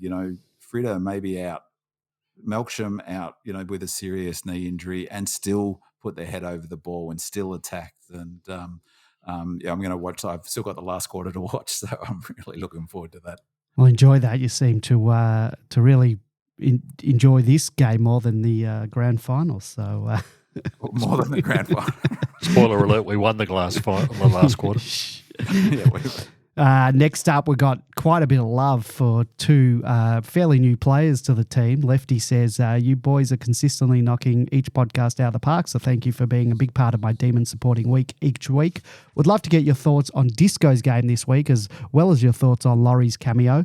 Both showed some very good signs. Disco, for mine, is ahead of Tomlinson at the moment, so would love to get your take. Laurie, for his part, did some nice things when he came on too, adding to his good showing last week. We've added some nice depth late in the season. Do you think either of them will feature in September? Wells11 said, curious about your take on the inclusions of Turner and Laurie so late in the year. How do you think they make us better than, say, Tomo and Spargo? Travi14 adds, fantastic win. In my opinion, our last two our two best wins this year have been against the Swans. What does the panel think about young Turner? I have watched a bit of him in the VFL and think he's going to become a very good player. Supreme Demon asks about Disco. How did you rate Daniel Disco Turner's game against the Swans? I thought he did some nice things and he's pretty composed with the ball. And then Supreme Demon asks about Laurie. What are the views about Bayley Laurie against the Swans? He came on as a super sub and did a couple of handy things, including an excellent kick into the forward line. Does Bayley Laurie earn a chance to play in the finals? The Old Fart says, really looking forward to tonight's pod as usual, guys. My question relates to Disco/Tomo. Clearly, they bring very different attributes, including the important criterion of experience. Is it horses for courses, depending on the opposition, or is one or the other pretty much locked in for our remaining games? Rue Beauty adds, thought Disco did enough to keep his spot as the third tall. And finally, Bay Riffin says, I thought Turner and Laurie as the sub both had good game. Turner, whilst beaten on the lead early, seemed to get better as the game went on. His aggressive kicking was executed well, and he's tough as nails and with a lot of great contested work in what was a brutally hard game. I think we have a beauty. He just needs more time at AFL level. Laurie is finding the confidence Bowie had first year and showing his tricks. His passing and movement through traffic was terrific. So, Big Man, perhaps you take Disco, George, you take Laurie. You can both add your 2 cents to each of them too. So, Big Man, take it away on Disco. Disco, I thought he had a great game, actually. And, again, it's interesting reading Demon Land, seeing the different take. Well, that's what you're going to get on Demon Land. You're going to get that's every true. different take. No knock. I mean, that's, as I said, people see it differently, don't they? So, we talked about this last week. I've and again, it's something I've been talking about all season, is that, as George said, the Tigers set the template of the way footy's played at the moment back in 2017. But I think it's really interesting that the Pies haven't won a flag yet. It's normally the flag winners that set the template. And, as I've talked about, the seven of the last 8 flags have all been won basically using that Tigers model. The outlier it was the Eagles in 2018. But McRae introduced that sort of tactical tweak, I think, to defeat us, which is that ultra-fast ball movement from the half-back flank. And Adelaide, it's interesting, George mentioned Adelaide, they've adopted a really similar model, though I don't think they take as many risks defensively as their percentage shows. And the Hawks have taken that model again and given it a further tweak. So it's interesting that the Pies, without having won a flag, have actually brought in an element to the game, which is speed. And so I'm increasingly, think that leg speed's really important, and two types of leg speed in particular: acceleration from a standing start, and an ability to cover, say, 100, 150 meters at a reasonable clip. And in a nutshell, I reckon that's why Tomo's out and Turner's in, because he is relatively quick. He's quick off the mark, which is critical. Quick enough to get across in zone. One-on-one, he's going to get exposed a little bit because he isn't, he's young and he's not as strong as Tomo. So that's an area of weakness. But the problem for Tomo is his lack of leg speed means that he can only really be a one-on-one defender, because he can't be that sort of, zone off, or something that we saw Turner do a lot already in this game was to push up the ground and track it up high, which, Tomo does a little bit, but he's just a bit slow, I think. And so I think really number one thing that as a backman, Turner goes into overdrive. And he's good in terms of his ability to read the ball. He reminds me a little bit of Petty in the sense he's a natural zoner. He gets across. Maybe he's probably grown up as a defender, as a junior, with zone systems in place. So he really is quite aggressive with his decisions to get from his man across to help out and be a third man up. I thought he played really, really well. As I said, he's quick. He can get off. He can cover ground pretty well. And I think that faster transition game has also sort of played into his favour, because there's smaller forward lines. So there's less, there's more medium forwards as there is in our forward line, for instance, who are quick and less lumbering than, say, Benny Brown, for instance. So which plays well for Turner, because he's, there's maybe only two big keys forwards that have to be locked down. So it's similar. That's why I think Goody likes Smith in the team, because of the acceleration. So, yeah, I think Turner's every chance to staying in, because I think we all three of us agree that Turner, or the third tall, allows Lever and May to play to their strengths. And one of the things that May's been doing in the last few games that I love, and in this game he was brilliant, is really getting a high up the ground and getting possessions at the wing or even the half forward line. And when we've got Stephen May kicking inside our 50, our defensive system is super dangerous. And it makes Stephen May a really attacking defender then. And you need a player like Turner to do that. So, my feeling is Turner will stay in the side. I'm not sure about you, George. I'm absolutely convinced Turner will stay in the side because he fits the structure, which Tomo doesn't. We'll talk more about structure later on, but I said last week, 3 of Hawthorn's first 4 goals, maybe the 4th last week, were because Tomo didn't play zone. When Lever and May move up the ground, like we saw in this particular game, the third person has to move back to cover the back. And in the Swans game, Turner was doing exactly that, which really impressed me right from the start. And as a result, you see the effects on Lever and May. They suddenly come to the fore because they can move up the ground, because they know they've got someone they can rely on to cover the hole that's left at the back. Turner just did that beautifully. Yes, he's going to get caught out because it was his third game, or I think it was only his third game in the club colours. But he fits the structures, which is absolutely critical for the way that we work as a defensive unit. If you've got someone who's playing some other way, going man to man when he shouldn't be going man to man, then the whole structure starts to fall apart. So I'm a big vote for Turner to come in and stay there at the moment. All right. Now, George, you want to talk about Laurie's cameo performance on the weekend? We didn't get to see much of him, but we did get to see him last week, and we saw a few nice things. Yeah, it was an interesting selection in the first place because at Casey, he's basically spent his whole time in the midfield.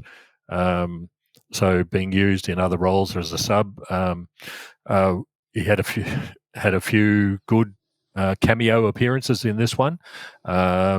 It's going to be interesting to see how they utilise him, if he's going to play in the next game or in further finals. I think the big problem he has, and he's had this problem all along, is that if he's playing the majority of his of the roles in the midfield at Casey. Who does he replace in the midfield when he comes into the seniors?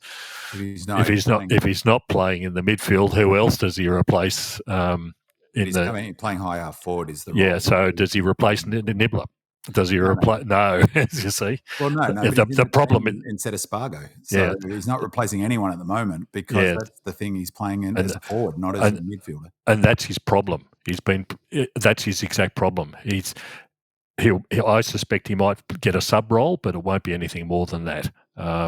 There's just no position available for him in the side at the moment that's going to ensure him a continuous role. So.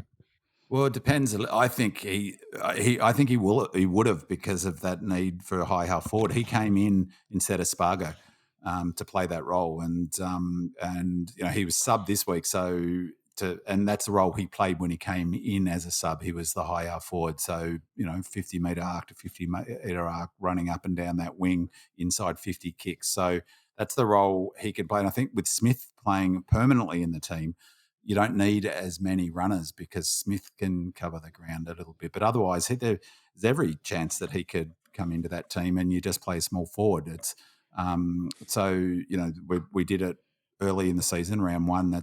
We had Chandler, Cozzy, Spargo and Nibbler all playing together in our best lineup in round one, and we had that same lineup except Laurie playing for Spargo against the Hawks. So there's no reason we can't do it.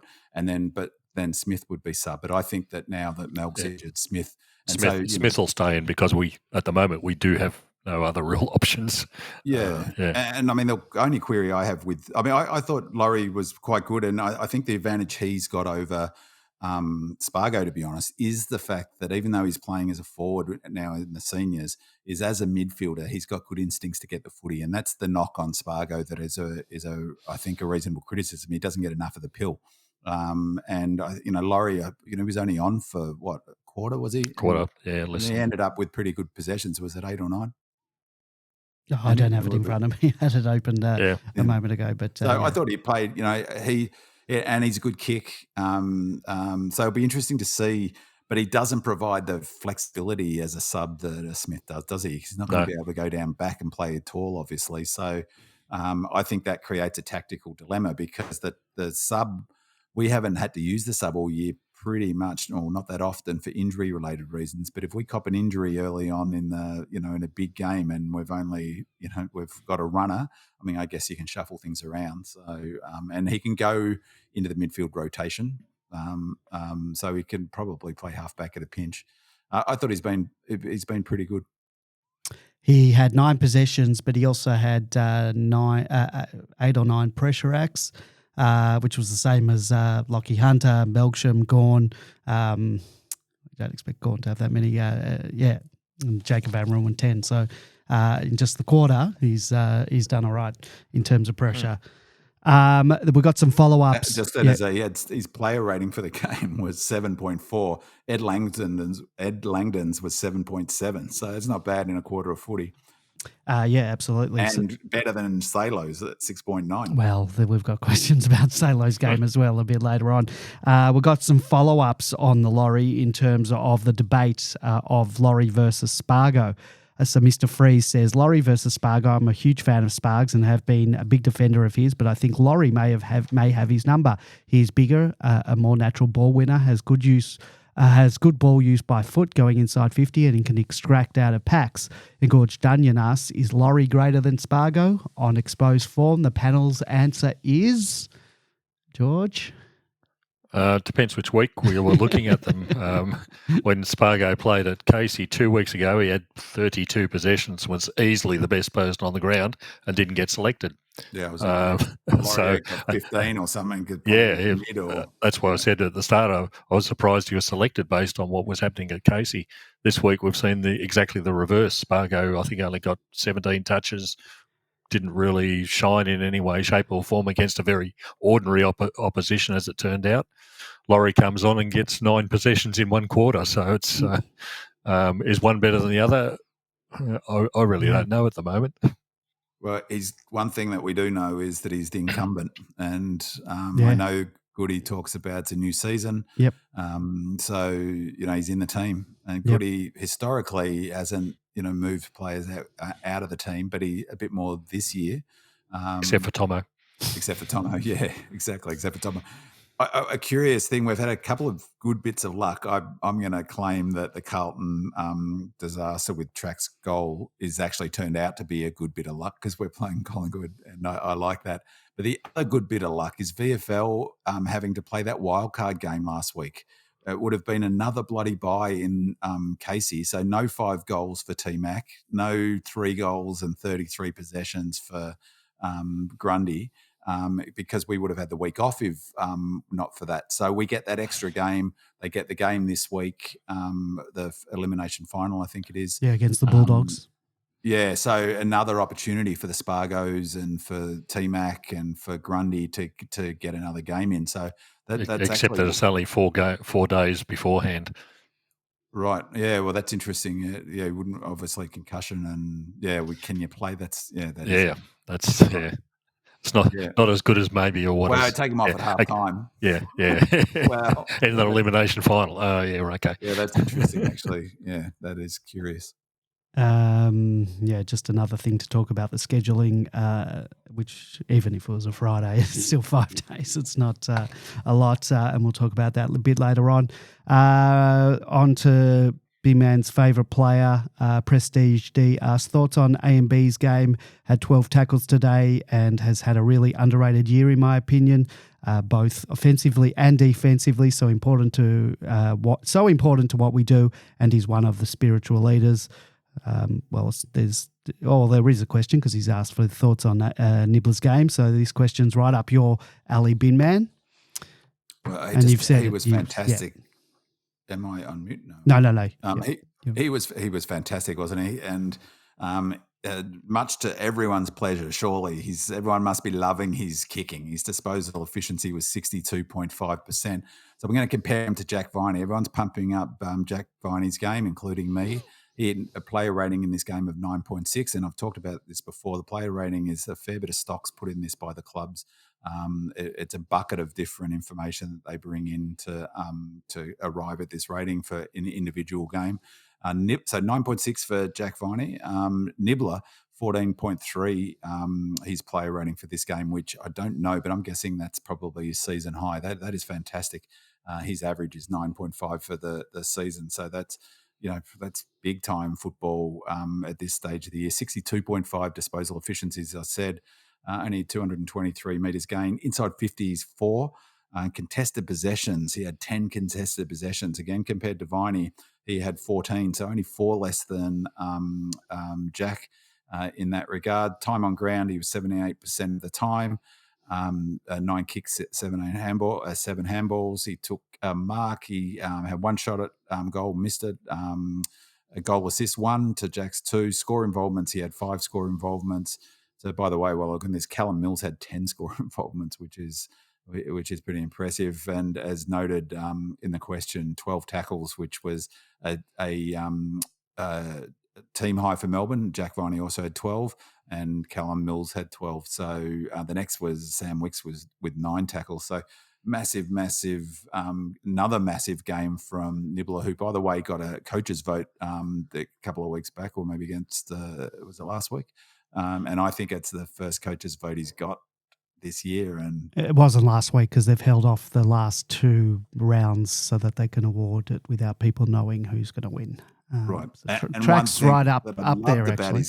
His kicking, like his pass to Fritter straight up the guts, that was a thing of beauty. And, if anything, I'd like to see him take his shots for goal a little bit more often because he's so unselfish. And he gave one early to Track that Track just choked. He put Track into space, and all Track had to do was turn it across his body. You're shelling peas for Track, and he somehow missed it. So another fantastic game. He's a real clever guy. He's great to listen to, and he's definitely a spiritual leader at the club. There was a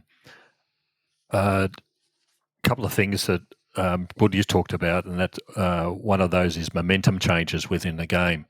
And I believe that momentum changes usually come out of a single act by an individual, and then the rest of the team builds on it. In the third quarter, we saw Petrarca absolutely rip the ball out of a pack to get that goal to get us back on track. But in the last quarter, it was Nibbler's tackle. I can't remember who it was on. It was on the wing where he got the grabbed the guy by one hand. It was a tackle that really wasn't justified to make almost, but he got the ball, got the free kick and delivered it in the forward line, and that started the momentum again for the side in that fourth quarter. So in this game, it was those couple of very critical momentum swings, I think actually got us not only back in the game, but on the winning track for the game. Yeah, and again, I say it every week about Nibbler, but the amount of running that Langdon, Hunter and Nibbler do, and Chandler's been doing a lot as well, but it's just phenomenal. 16, 17 kilometres a game, Nibbler averages, half of which is at striding speed. That's serious, work every week. So huge game from him. He also looks in great nick. And just what I think about, one of the things about Nibbler that, is so laudable is his discipline. And I was going to say this last week, but forgot about it. But the discipline of Melbourne is something that goes unnoticed a little bit. And one of the best examples of the discipline is how we stand the mark. I love it. So we always look to make sure that we get as far across to the corridor as possible before the umpire calls stand. We make sure that we get right up on the mark. And if there's any risk that we can't, that's the only time we give them that 5 metres.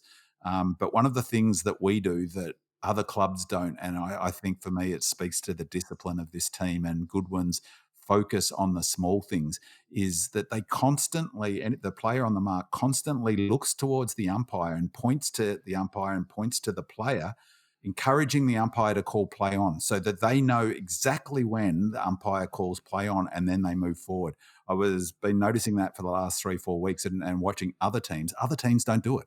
Which means that crucial little half second, we're putting a little bit more pressure on the opposition. We're closing down space a little bit more.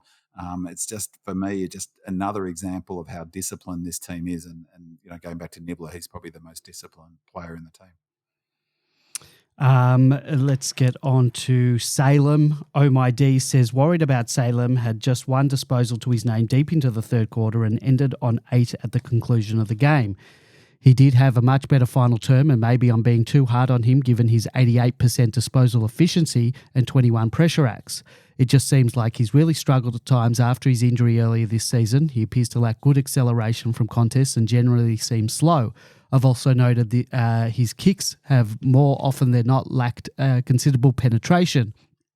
It's been all the more noticeable when you have backs like McVie and Rivers in the form they're in. Salo's experience and leadership will be crucial in the finals campaign, but I wish he was in better form. What kind of role do you expect him to have against the Pies? Chook answers saying, I have no idea. From the outside, it looks like he is in drop-worthy form, but in Fritsch's post-match interview with Channel 7, one of the first players he went to in the naming the senior players who got us out of trouble in the second half was Salem.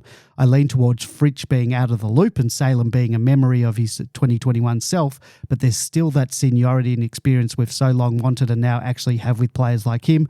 Let's not give up like we did with James McDonald and players of their ilk.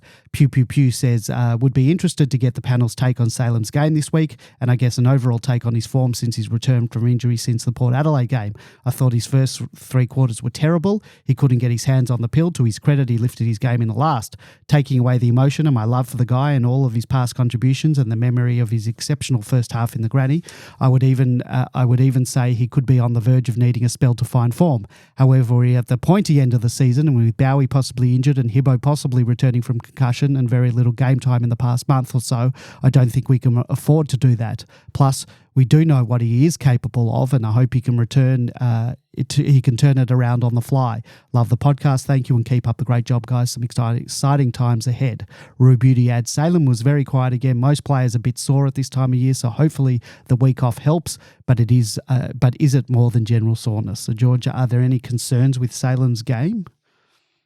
I'm not really concerned with Salem's game. we do have to remember that he was missing for a good part of the season for a start off. That's when players get their running in and all that sort of thing, and we're now at the end of a very long season, so it's not surprising that he might be feeling the pinch, so to speak.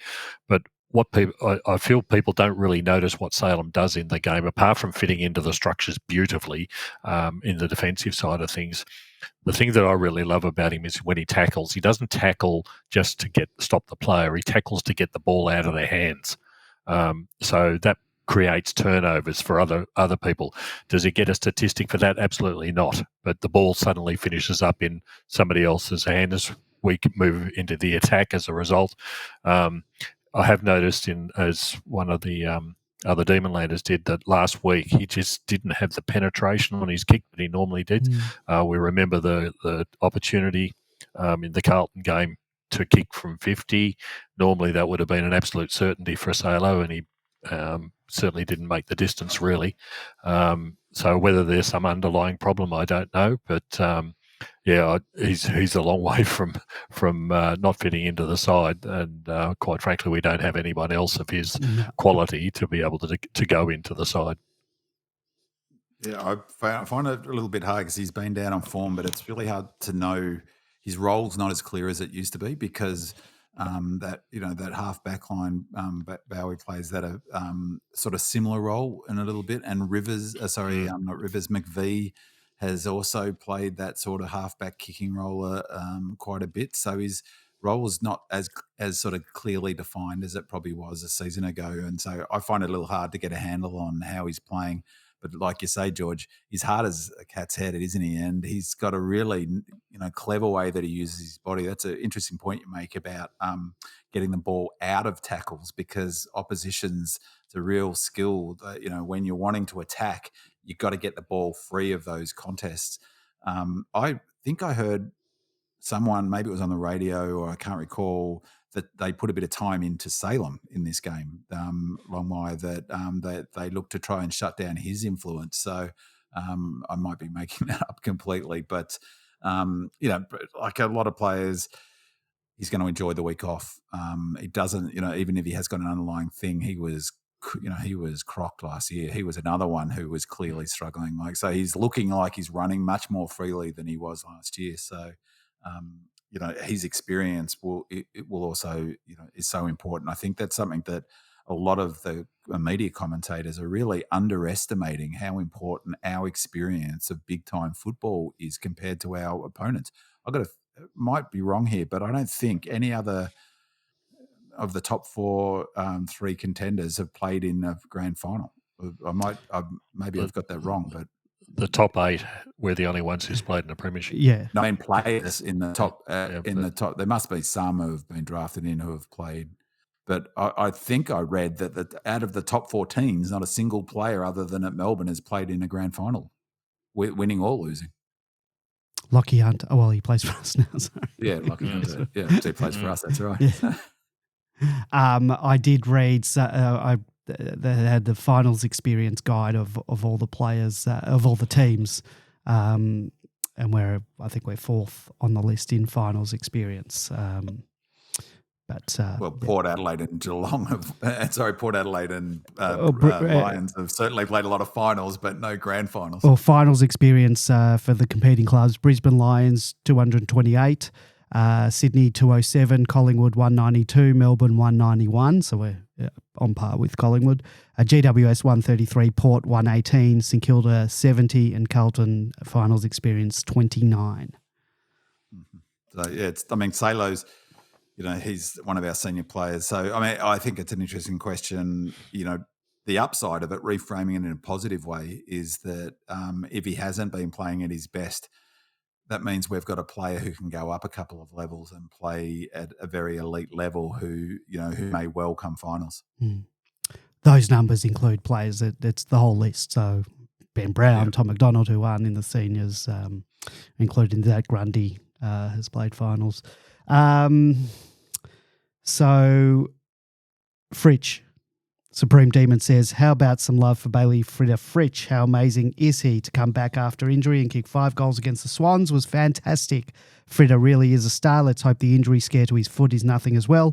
Rue Beauty adds, great to have Fritter back. I've missed looking at his amazing hair. Serious though, what a player. And well done to the fitness staff for getting him ready to play at that level straight off the bat. How was your MFC SS, Andy, when he went down to the rooms with his foot injury? What do you think, Rue Beauty? And more on my MFC SS a bit later on, as someone has asked that question. What a star, Bayley Fritsch, to miss 7 weeks with a serious foot injury, come back and kick 5 goals without missing a beat is just absolutely fantastic. We saw his trademark straight shooting, some of his dead-eye snaps. It was all just what the doctor ordered. Both fingers crossed that the foot injury that he hobbled off with is not too serious and he can play through it. He looked terrible walking off. I thought, that's it. We're not seeing him ever again. I but felt sicker. I know the way he went off. It's like that. Talk about MFCSS, which we will later. That was up to a 10 or 11. But then because it looked so much like Petty's, the way Petty did his foot as you could see his face. There was pain. That was pain in his face. So there's something there. Whether he can play through it, and he came back, he didn't look hampered at all. And we know he's gone off for scans today. And he's probably gone off to scans today because, one, he would have probably had scans anyway, just coming back, just checking how his first game went. Maybe he was already booked in. It definitely has scans because he's had some pain or whatever. So that's fingers crossed. But would you, if he can still run and play, would they risk him and just play him? Well, who knows? Well, it's just a separate question to our game. I know, but we're at the pointy end of the season. We're struggling as long as he can walk and kick and whatever, and it's just a bit of would you the other option. play? The other option we've got, Andy, is to bring in one of those soccer physios who come onto the ground with a can of some sort of spray and fix people who've had a leg amputated from the pain and suffering that they display on the field. So. We'll just get one of those over. Well, he did look when he came back on. As I said, he didn't look hampered. I've got that serious MFCSS and all this, and I'm just expecting a tweet from the club at any second with the worst news. But that's just another day living in my head that's constantly shrouded in negativity. Big man, how good was it to see the cavalry in the form of a 6-goal premiership hero return to save the day? Well, for one thing, if I would have a picture on my wall of him kicking the football, I reckon, if I was better than a Picasso. It's a bit too much information, but how great is it to have a Melbourne footballer lining up for goal, and you feel extreme confidence that he's going to kick it, and it just his kicking was just beautiful. It's like he's taken no time off whatsoever. He's slotted straight back in. A point George made a few weeks ago about Salem, actually, I think, coming back into the team is, again, credit to our high-performance team to come back in and have that impact. And so his goals were obviously a highlight, but I reckon it's really important to note he was our highest-rated player on the field. So he averages 8.6 a game. He's 20.1 his player rating for this game was. 108 Supercoach points for those who do Supercoach. Time on ground, 71%. So he is on, a fair whack given, that he was off getting his foot tended to. He had 16 disposals. Disposal efficiency up around 70%. This is the number that jumped out for me. 401 metres gained for a forward. That's seriously impressive, which tells me he got up the ground a lot. All teams, all players have to do that sort of all-team defensive running. But that's something he's been criticised over the journey for a little bit. So, but what that tells me is he's super fit. If he's getting up and down the ground, he had 4 inside 50s. Again, he's playing outside 50s, getting up the ground for a player who starts pretty much in the goal square. 4 of his possessions were contested, which for him is, good going. Took 4 marks, 5 goals straight, so 100% accuracy. Had 7 score involvement, so only 2 more than he only gave 2 off. But the thing that I also liked is he had 2 tackles, and that's something that George has rightfully criticised Melk for before, and me at different times of Fritter. And the other thing I really love about him is he brings a real positive energy and vibe to the team, and when he kicks goals, he really gets up and about. And he must have some claims to be the most underrated footballer in the AFL, I reckon, because where was the talk in the media about a star forward coming back into the team? It was almost as if, yeah, he's a good player. He's scored the most goals in a premiership season and last year as well, but, he will certainly help. He's a flat-out star, this kid. I mean, so awesome to have him back. I think hopefully his foot's right because he just brings just class and silk to that forward line. When he snaps for goal, I'm very confident. I mean, he's a guy that just... One of those snaps was on his right foot, He just knows where the goals are. It's just natural for him. Like Petrarca, when he has a snap, I'm never confident that he's gonna kick it. But yeah, Fritsch, absolutely. But speaking of Petrarca, that's our next go-to. Dr. Gonzo says, more a comment than a question, but how much do you love this team? They never feel out of the game, and brute competitors like Viney and Petrarca just seem to will things back in our favour when the going gets tough.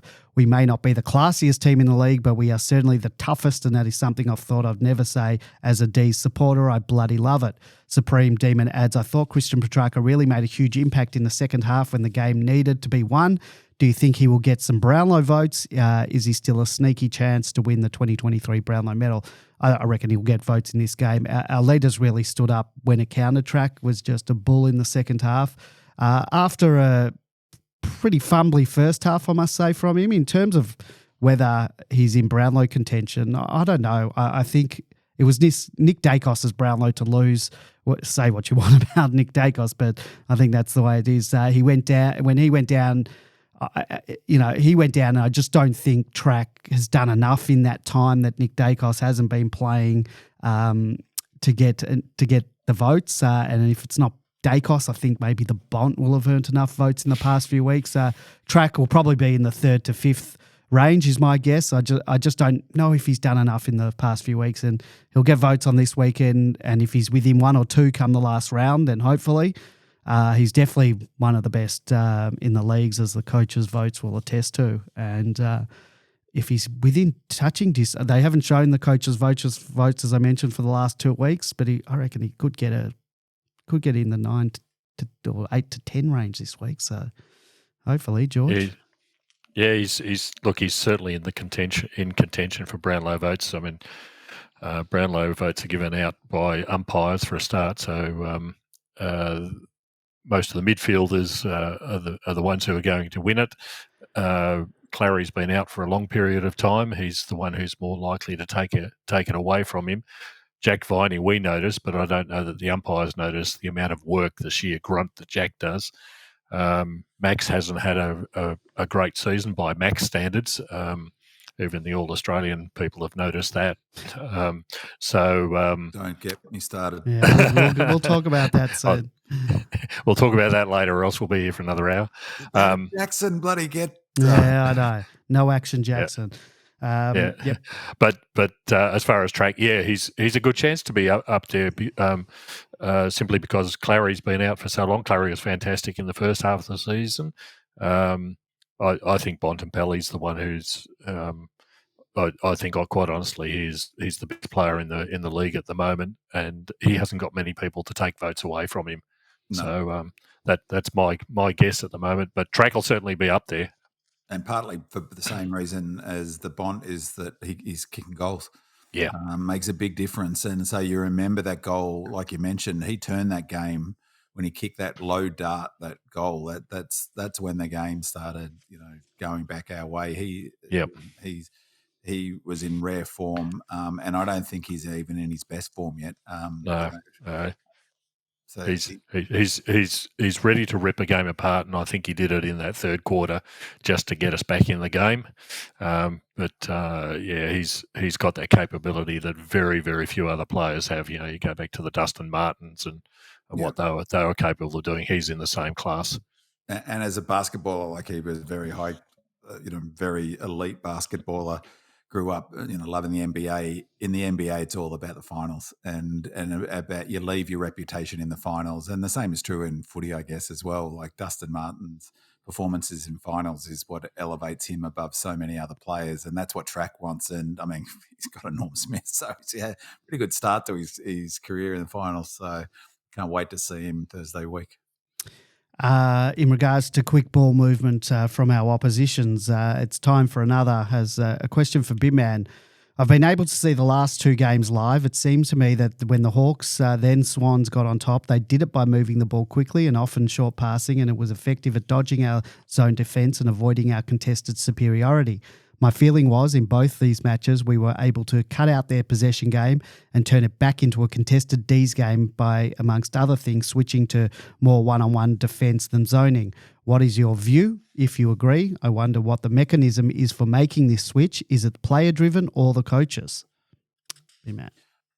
I don't think they go to swap to one-on-one. I think what they do is maybe there's a little bit more direct accountability, but what they generally do, particularly around those uncontested possessions, is press up hard and shut down the space, not allow Goulden to suddenly, get the ball and run 20 metres into open space.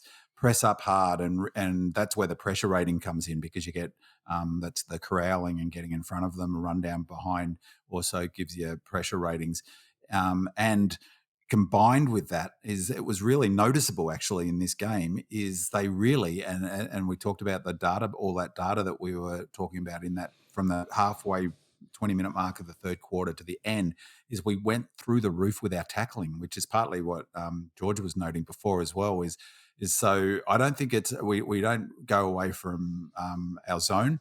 It would be counterintuitive to do so, because that's our strength. You don't give away your strength.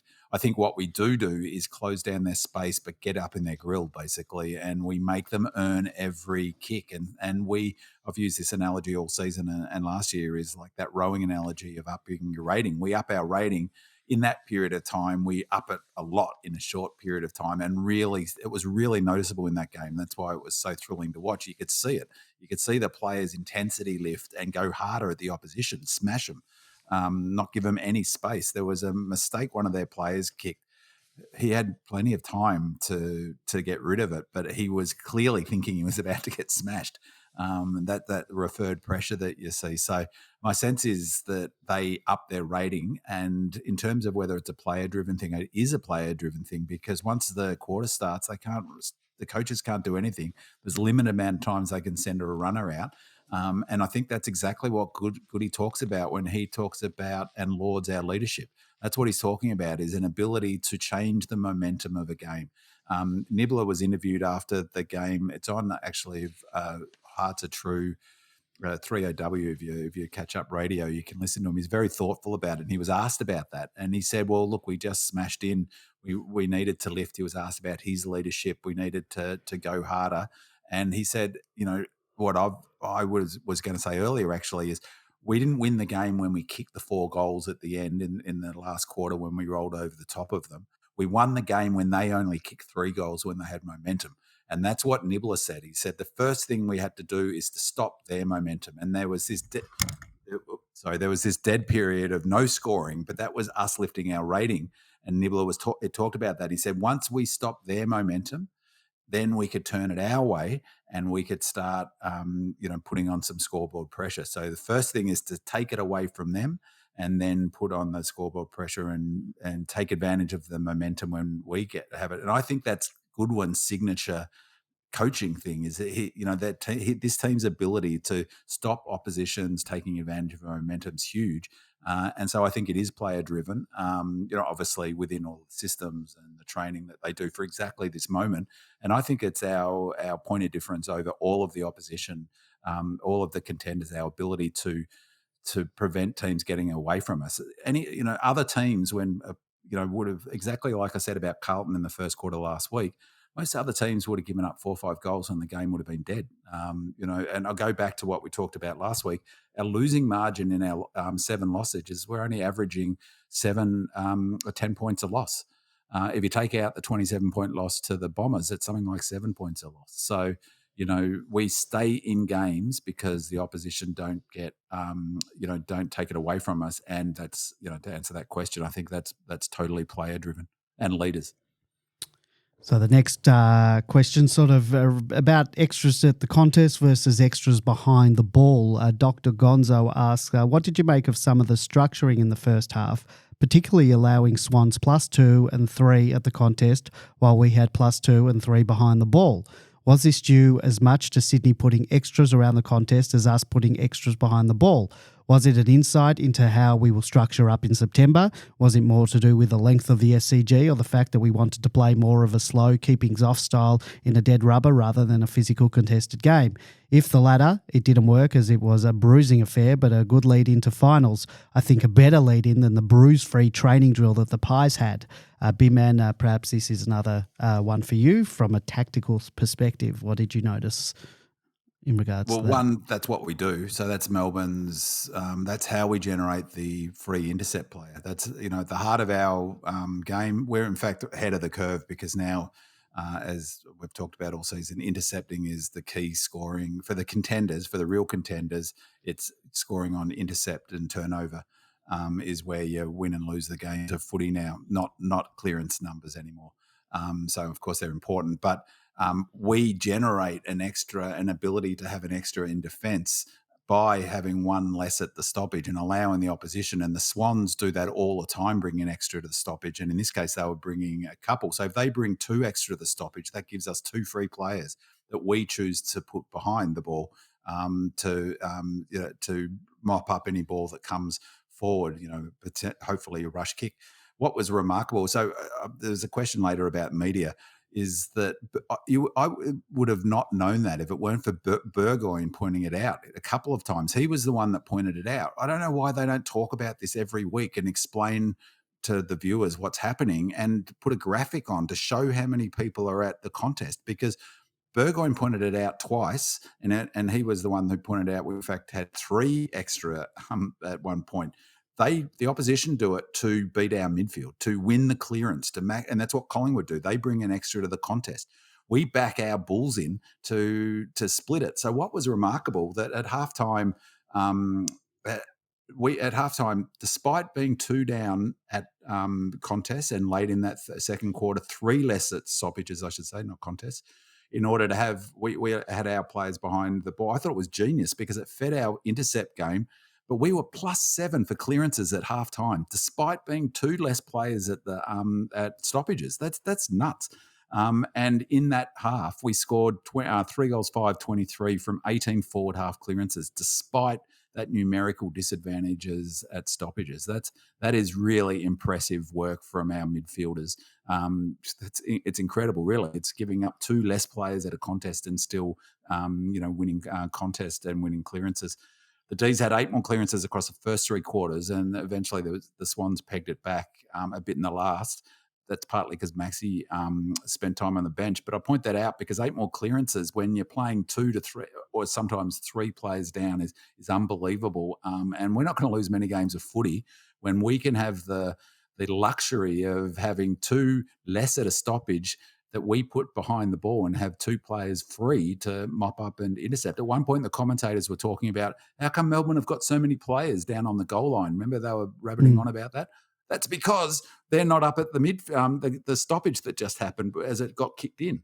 So you're saying that we're not having as many at the stoppage and trusting our intercept game. And all right, if we win the stoppage, we get it forward. But if we lose it, we're backing in our intercept game, and then we're very good on the turnover. So well, we're not backing just backing that in.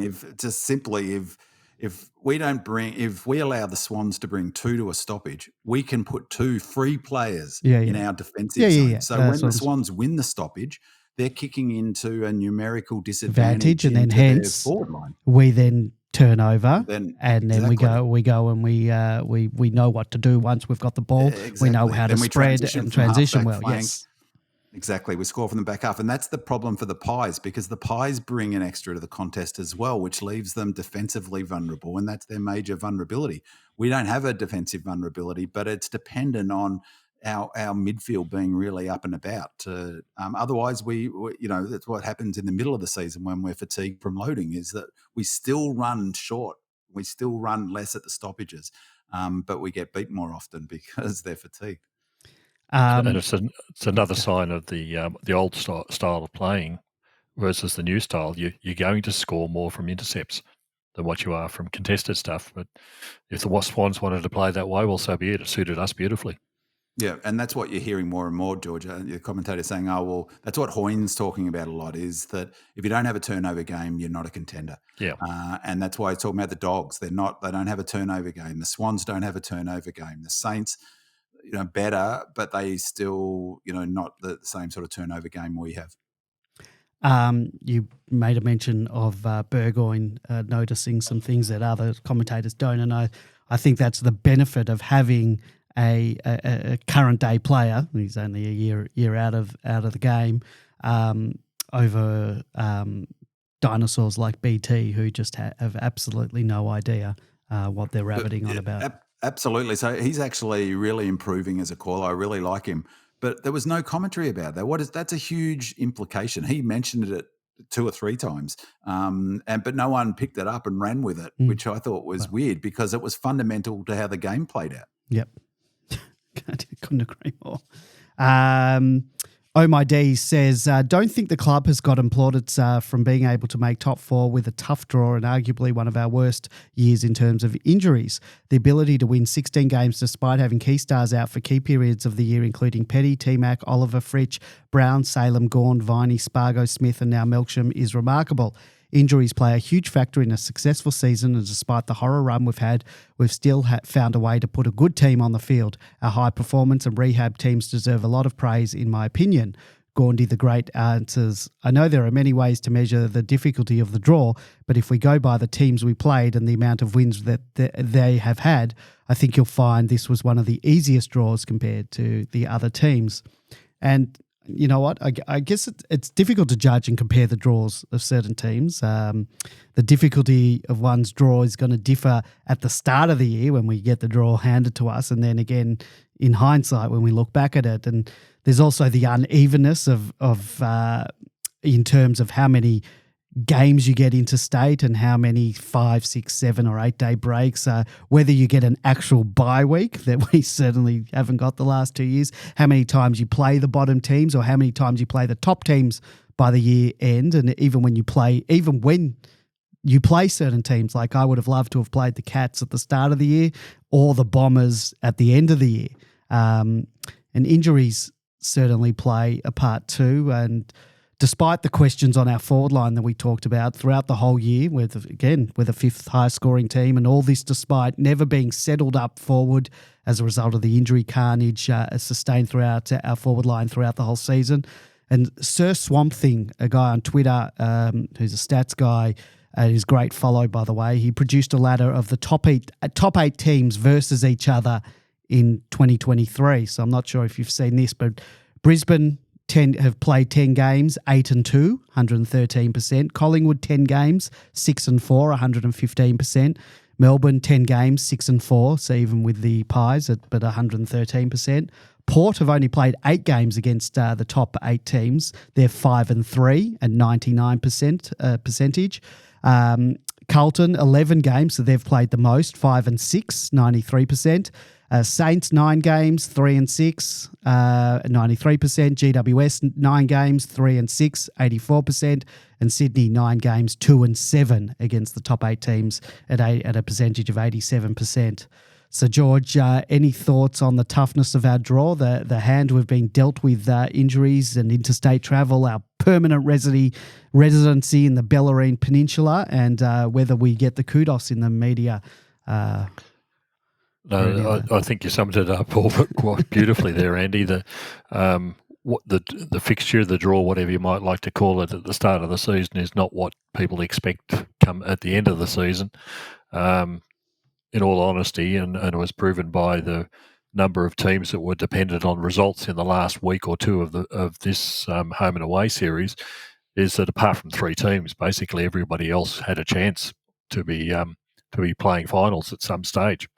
Even Essendon, with I think it was 5 rounds to go, were inside the 8. Oh, 5th. So yeah. So every and how do you account for that in a draw that's done, at the end of last season? So with the FIX being in capitals, yeah, exactly. But there's no such as, and Goody said this, man. There's no such thing as an easy game these days. Even against the bottom sides, they can come out and perform on the day. West Coast and North, and probably Hawthorn were below the level of everybody else, but West games. Coast ended the Bulldogs season. There you go. Exactly. That's exactly. And who's to say that the teams in the eights are actually the best teams at the end of the season? Adelaide should have been there. The Bulldogs could have been there. So we haven't had an easy run. You can only play what you've been given. It's as simple as that. I think we've had a pretty good draw this year, and I think critically our run home. That's been the thing, is that I've been talking about this, how just full on footy is now. Like, it's just so full on, and we can see it with the Pies. Like, they're struggling to the line, they're paddling. Like, so all of these teams now really need this pre-final bye. I heard Track interviewed on 360 was asked about it last week. Would you prefer a pre-grand final bye or a pre-finals bye?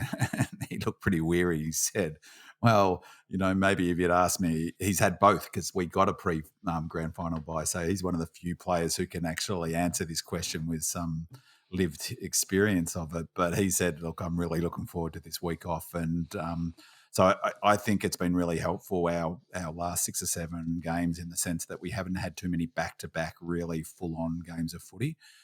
So I think we've had a reasonable draw. As for the media's just waking up like in a bad sort of collywobbles hangover at the moment. They've been in a fever dream all season about the bloody Pies. And now they're suddenly dropping down people's power rankings and seedings as like, so, and I'm hearing, commentators and saying, oh, well, actually maybe Melbourne. Partly I think that the club eventually, they don't mind it. I've heard Nibbler said this, they don't mind being underestimated. So they're happy for no noise, and they're happy for the focus on the Pies. Good for the club. Let them have the pressure.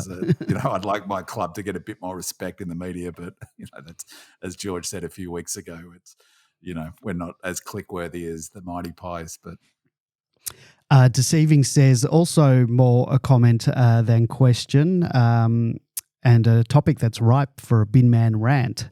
Looking forward to this. Not unusual by any stretch, but how somber were the commentators once Melbourne got on top late in the third and right through the last quarter? I know a famous Swans victory at home to farewell Buddy was the order of the day, but you'd swear they were commentating a funeral towards the end of the game.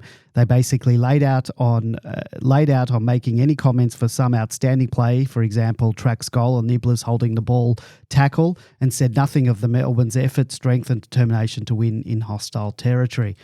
Now, with the exception of special comments from Daisy and Silk, the commentary I thought was disgusting and probably downright disrespectful. BT was outright barracking for the Swans for most of the game and was almost gleeful in his commentary on our injuries. Deceiving's absolutely right. He was almost somber at the end once the D's had the game sewn up. And Big Man, I know you like a rant about commentators.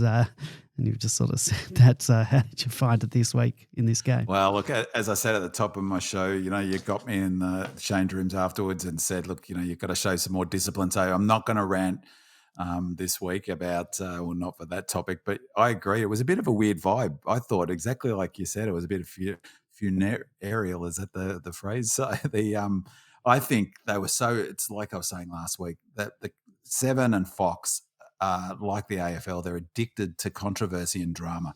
And they had seen weeks out that this final round of footy was going to be the final round of footy to, the greatest round of football ever. And they didn't get it. This game didn't, have a huge lot riding on it for us. And they couldn't build it up. They couldn't find any way to build it up.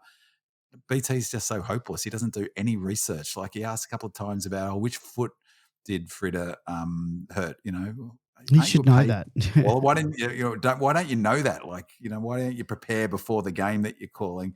Darcy, I find he's hilarious. I have to be honest, I'm not a huge Daisy fan as a commentator. I don't know what the deal is, whether sort of a caller or special comments. Burgoyne for me was the one that stood out, but it didn't. I've actually, tried to ignore it. It wasn't so bad, but it was quite a weird vibe. It certainly, they couldn't find the energy to, they couldn't work out what the game was. But later that night, David King, he's a tripper. He gives us this huge pump up on first crack, like a massive pump up. He's all D's this, track is awesome. Our defense is, you can't get through it. It's incredible. And at the end of the show, they all gave their prediction about who would be the premier and who would be playing it off. So he's given us a massive, massive pump up.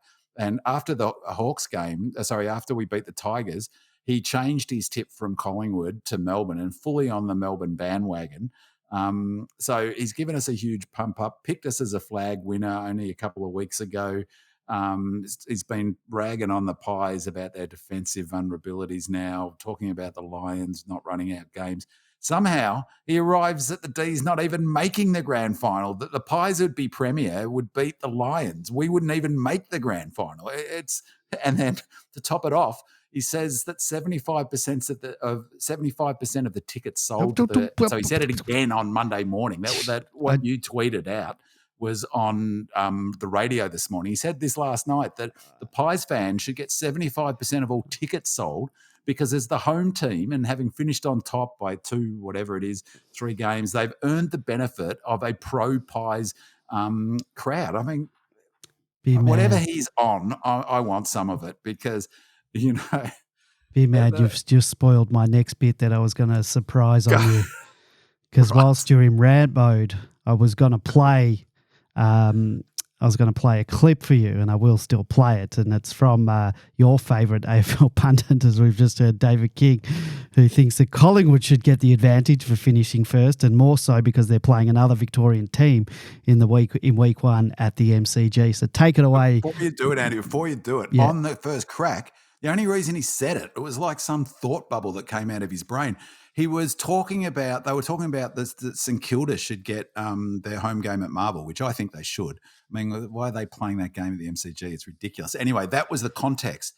And then he just says, oh, yeah, well, that's Collingwood, should get 75%. Well, let's play him at Vic Park. Here we go. What do you want to do with the crowd for the qualifying final, Collingwood versus Melbourne? Well, there has to be something. If you're going to finish top of the table and play a team that effectively has the same home ground, I think there has to be some advantage. For Collingwood finishing top of the table, Melbourne finishing fourth, there's no spoil. I think when you finish top, when you play at the same venue, it's a neutral advantage in a final series. The team that finished higher up the ladder should have 75% of the crowd. The crowd should be the advantage. So 75-25, and no bluing Melbourne, because you had your chance for 24 rounds to find yourself in the top position on the bluing Melbourne. And your home final is the next one, either a semi-final or a preliminary final. That will be your hosted final. If Melbourne played a Carlton, then they would have 75% of the crowd on Carlton. Right, I think you have to have some advantage for the same thought venue, any of this through, cancelling out any advantage which you've built over a marathon season. I mean, it's just wrong that Collingwood and Melbourne 50-50 MCG week one. There's got to be more in it than a McClellan Trophy or something. That means nothing. I would, if Collingwood had 75% of the crowd next Thursday night, it would be a huge advantage. I don't recall him suggesting this last year when Collingwood finished fourth and Geelong finished first. I reckon he's had a bet on the Pies, because why would you pick the Pies over the D's anyway? That's the silliest thing I've ever. I can't even begin to say how stupid that is. Like 75%. How would they do that? How would they count it up? Like, oh, sorry, we're at the 74% threshold. We can't accept that ticket, Melbourne fan. You have to wait until your 25% allocation. Well, it's just allocation, I guess. Ticketek with their brilliant systems and skills, I'm sure they'd be able to. Well, I don't know how you work it. It's more just the member allocation. They can't control MCC. They can't control AFL and check who you're a supporter of. None of that. So and corporates. So anyway. Bigfoot says, and this is on MFCSS, just popping in to check on Andy's MFCSS levels this week. The Melksham injury is devastating. Seeing Bayley hobble off the field and Bowie come off with his arm like it needed a sling. I can't imagine Andy's blood pressure and heart rate was in a good state, and I must admit neither was mine. Love all who work, 5.5 stars. Now, for any new listeners, and I know there's many new ones on board, and they always say if you're doing a show like this, you should always reference anything you're talking about that people won't know about. So I hope you're enjoying the show. The MFCSS, if you're new, is an acronym for Melbourne Football Club Supporter Syndrome. It's coined well over a decade ago on demonland.com for the veil of negativity that pervades the thoughts of many Demon fans, that nothing good will ever happen to the Ds. And we thought Premiership would cure that, and we assumed that would be the end of the dreaded MFCSS. But some things never die. I've got a terrible case of it, as you can probably tell. And after the Tigers game, I thought we had found the answers of our forward line. Then Petty goes down. Melksham's been in great form. Bayley Fritsch makes his triumphant return. Then Melk goes down with the ACL, and Frida hobbles off. Bowser goes down. There was one thing we really wanted from this game, and that was to get through unscathed. And I don't know if we have yet. MFCSS, what can I say? I legitimately dreading the injury report this week. So, that's all I'll say about that. So, through the roof. Make yourself feel better and follow the Pies injury reports. Do you know what? That's the opposite, because then they got Darcy Moore coming back, and the Nick Dacos will make a miraculous recovery this week. I hope he does. And not that you wish injuries on anyone, opposition or whatever. Hamstrings, but then you see, like in the game, that row bottom for them, he had one arm, he couldn't even lift it. And I was like, well, were they going to take him off? Is he going to go off? And he kept just having one arm. He got tackled, he got hurt again, stays on. Yep. So Luann on Facebook sent us a DM and wants the answers to a few questions. And Bimman or George, I think George, you want to take this. You're probably you guys are the best to answer this rather than myself. So here goes. Luann says, "Hi Andy, I have a few questions for the three podcast gurus. If they are appropriate and you have time, please excuse my AFL ignorance, but I've been a Melbourne supporter for 63 years, but have only just recently started to give the AFL my whole attention after a lifetime of coaching netball. It drives me nuts that I don't truly understand AFL strategy. A couple of things that I'm dying to get an answer for. Number one, I would George, do you want me to just take this point at a time or read through the whole thing? Go through the whole thing. It's all tied in together. All tied in together. So, okay, so number one, I would have thought that defenders determine which players they pick up in the forward line. However, I've heard commentators saying it was clever coaching putting Bayley Fritsch on Darcy Moore in the Pies win earlier this season. Is this right? Wouldn't the defender just pick up the player they want? Number two, what exactly is meant by whole team defence? Number three, what is meant by territory game? And number four, are there any stats to show how much influence a particular ruckman has on which team comes away with the ball after a centre bounce? Love, love, love the potty. Thanks to all involved. Kind regards, Luann." George. Firstly, I'll leave the statistics question about the ruckman to Bin Man later on if he's prepared to run with that one. I think part of the problem here, without knowing who Luann is and how long they've been going to games, but given that you've said you've got a netball background, where in netball, basically it's one-on-one. You've got goal attack on goal defender or whatever the designations are. So, and they're limited in the area. So you've always got one player playing on one. So the defender's always playing on the player they're assigned to. AFL's completely different, of course. There's players coming on and off the ground constantly, which isn't the case necessarily in netball either. It's developed a zone defences based on what basketball has been doing for a long time. Basically, in the zone defences, you have players who the defence is set up so that the whole of the defending side, or the back six as we know it, move as a team to cover the space rather than going for individual players. So what I was talking about before is, yes, if you see Stephen Mave moving up the field, you'll see a Daniel Turner sliding in behind to cover the hole that Stephen May makes. But what it also means is that the player doesn't necessarily stick to their own man, like we saw in AFL for well over 100 years. You move to cover the ball as it comes into the defensive zone as best you can. So the player who's closest to it attacks the ball, regardless of where the defender is. You'll be leaving your defenders, but it requires that everybody work together as a team, filling the holes that are left.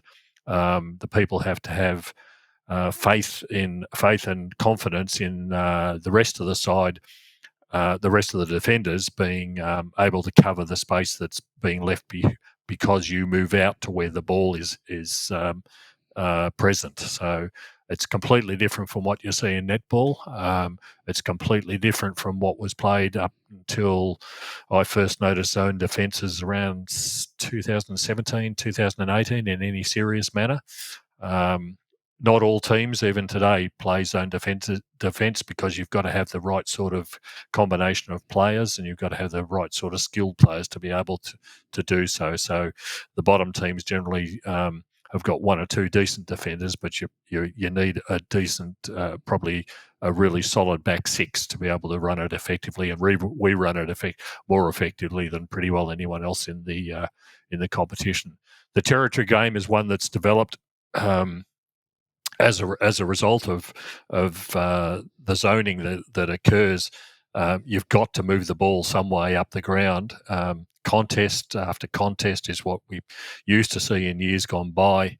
Probably only in the final series. It's now played in every single game. So when you get the ball, you've got to get territory. You've got to get it down the other end of the ground. And you've probably seen with our own players like Oliver and Petrarca kicking the ball much more deeply into the forward line, whereas before people would be looking for a short pass or a little chip and things like that. You've got to get the distance with the possession that you've got. So territory becomes far more critical these days than what it was even a couple of years ago.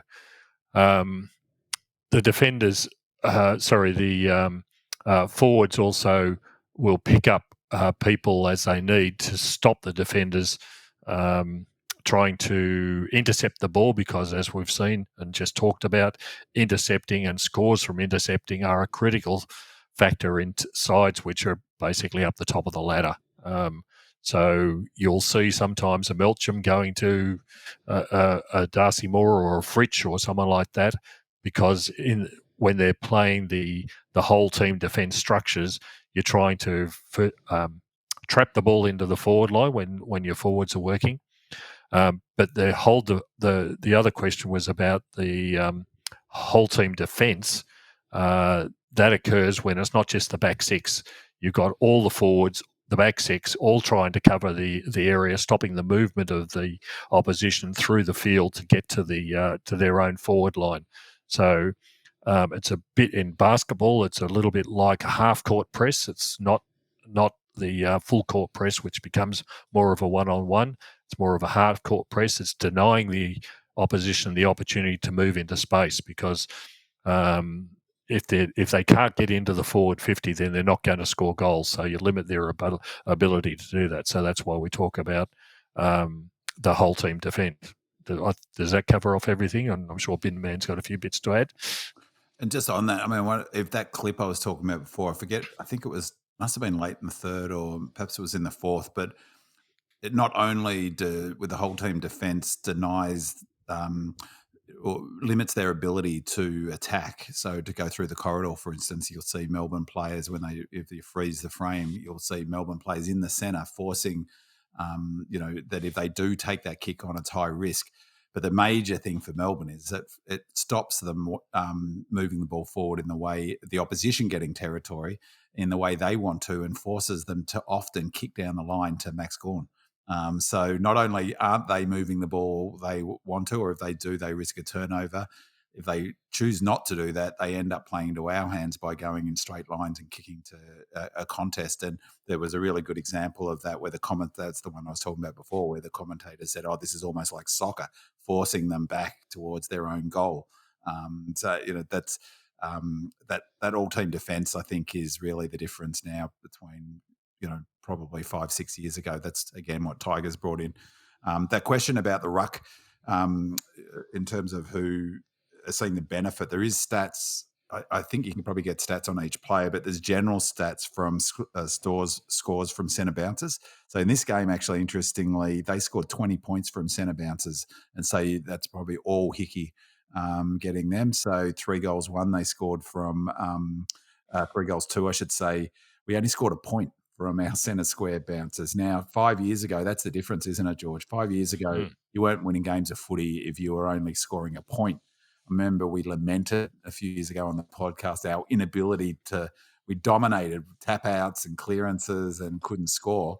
We were 19 down on differential in this game and still won this game of footy. That's the change. That's because we scored 30-odd more points from turnover.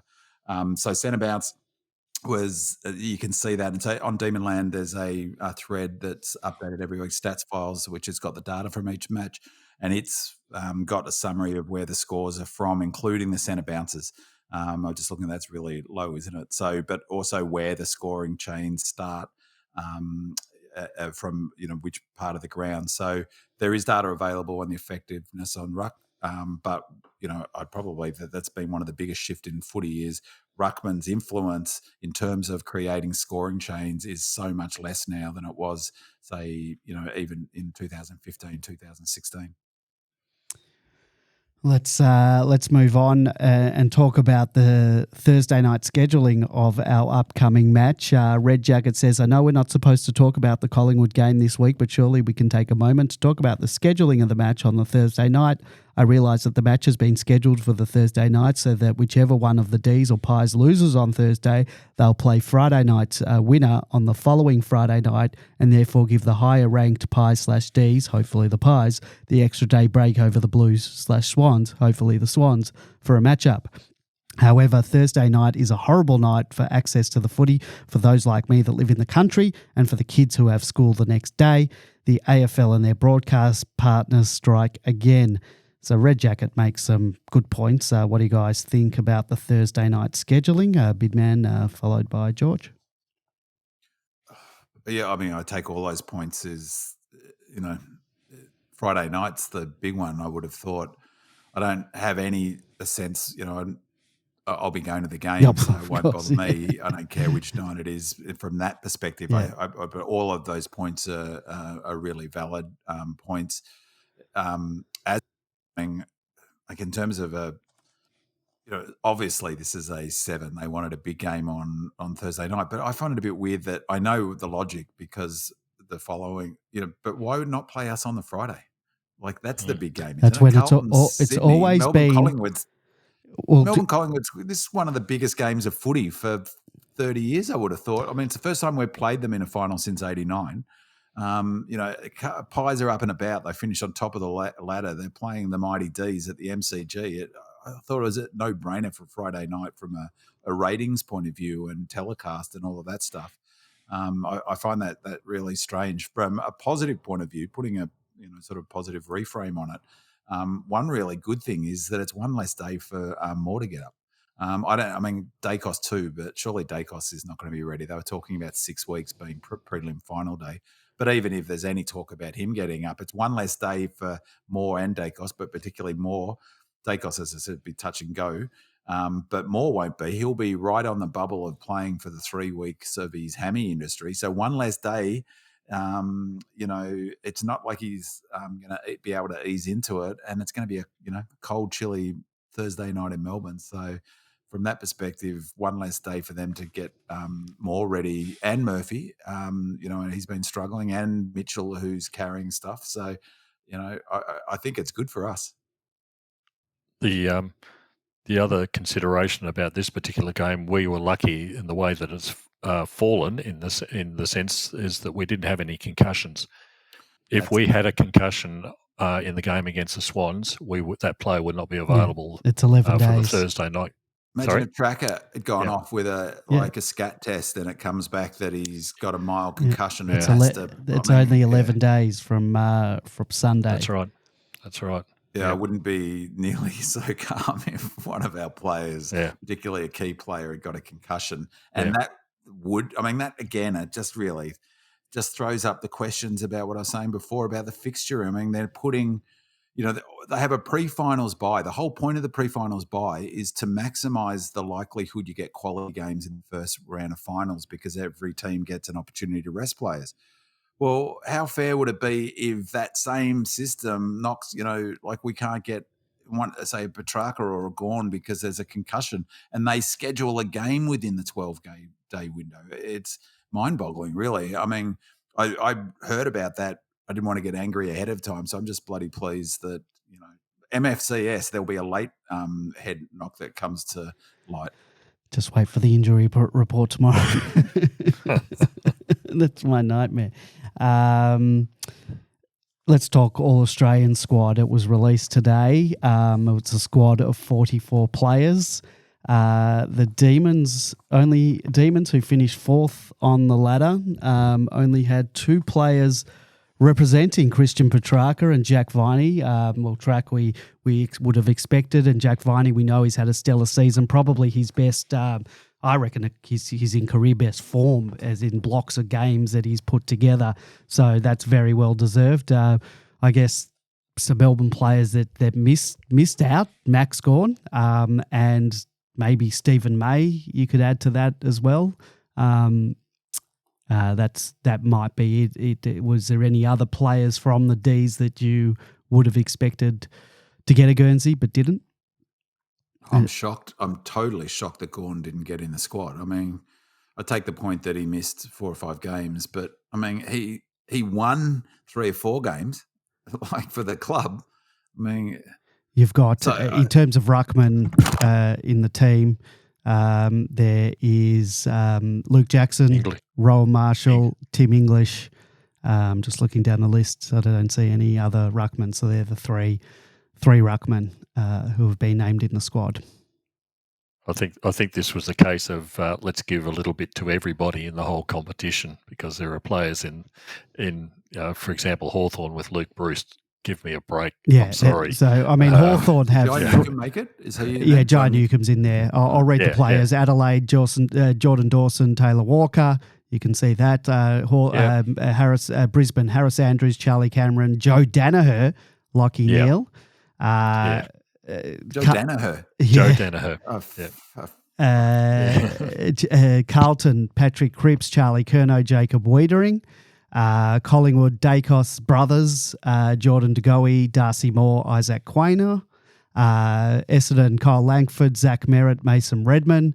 Fremantle, Luke Jackson, Luke Ryan, Caleb Sarong. Geelong, Tom Stewart. Gold Coast, Noah Anderson. Giants, Caniglio, Green and Green. Hawthorn, Bruce Newcomb and Sicily. Melbourne, Petrarca Viney, Larkey for North, Port Adelaide, Butters, Rosie and Houston, Dustin Martin for the Tigers, for the Saints, Marshall, Sinclair, Wilkie, Swans, Blakey and Goulden, West Coast, Oscar Allen. Come on, they've just given a player. He's it. I mean, I'd take him. Don't do how good he is. Has he had such an outstanding season for a team that's won 3 games? Come on. Yeah. Even Dustin Martin for Richmond, how many games was he missing? Yeah, completely that's right. Missing. Had a good end to the year, but come on. How could he get in and not go? Well, Gawn's had just as many good games as him. Leaving aside, I think it's a really two things is that it just feeds into the narrative that Goody will love. We're the underdogs here. Yeah. We're constantly, disrespected, although not nearly as disrespected as the Saints, I have to say. But the thing, though, just is that it really emphasises how strong our system is. 2 All-Australians in that, there's been years we've been not able to make the 8 and we've managed 2 All-Australians in a squad of 44, So it really emphasises how well we're going as a team in some respects, that we can, go into a qualifying final. We'll start favourites in this game. I'll bet my bottom dollar with only 2 All-Australians in All-Australian squad. Every other finalist, I think, with the exception of Sydney, has more than 2 players representing. I'm surprised they didn't name 43 Pies players in this squad of 44. They tried. They Australians. had the most with 5, and then the Bears with the Lions with 4. They'll make Dacos the captain probably. And the team I left out was the Bulldogs, Bontempelli, English, and Liberatore. Well, on a serious note, I hope Bontempelli is made captain. He deserves it. I agree with George. I think he's the best player in the game. All right, let's just quickly talk Casey. Casey Demons made an emphatic statement in winning their VFL wildcard match by 101 points over North Melbourne at Casey Fields. The victory, however, did come at a cost as the team lost its most prolific ball getter in Luke Dunstan, who limped from the ground before half-time after amassing 17 disposals with what appeared to be a serious knee injury and has since been confirmed as an ACL. Tom McDonald was marking everything, finishing with 5 goals too from 17 disposals and 9 marks. Brodie Grundy was strong in the ruck and dominant all over the ground, ending the game with 33 touches and 18 hitouts and 10 clearances to go with his 3 goals for the day. Along with T-Mac, Andy Moniz-Wakefield also had a field day with 4 goals won. James Harms and Charlie Spargo, 24 and 17 touches respectively. You can read the full match report by Casey from Casey at demonland.com. I can't remember which one of you said you watched the match. I saw most of it. The one that you missed out there was James Jordan, who had 36 disposals as well. I think he was easily the best player on the ground. Look, the opposition wasn't much at all, North Melbourne. The game was as good as over in the first quarter. Grundy absolutely dominated the ruck.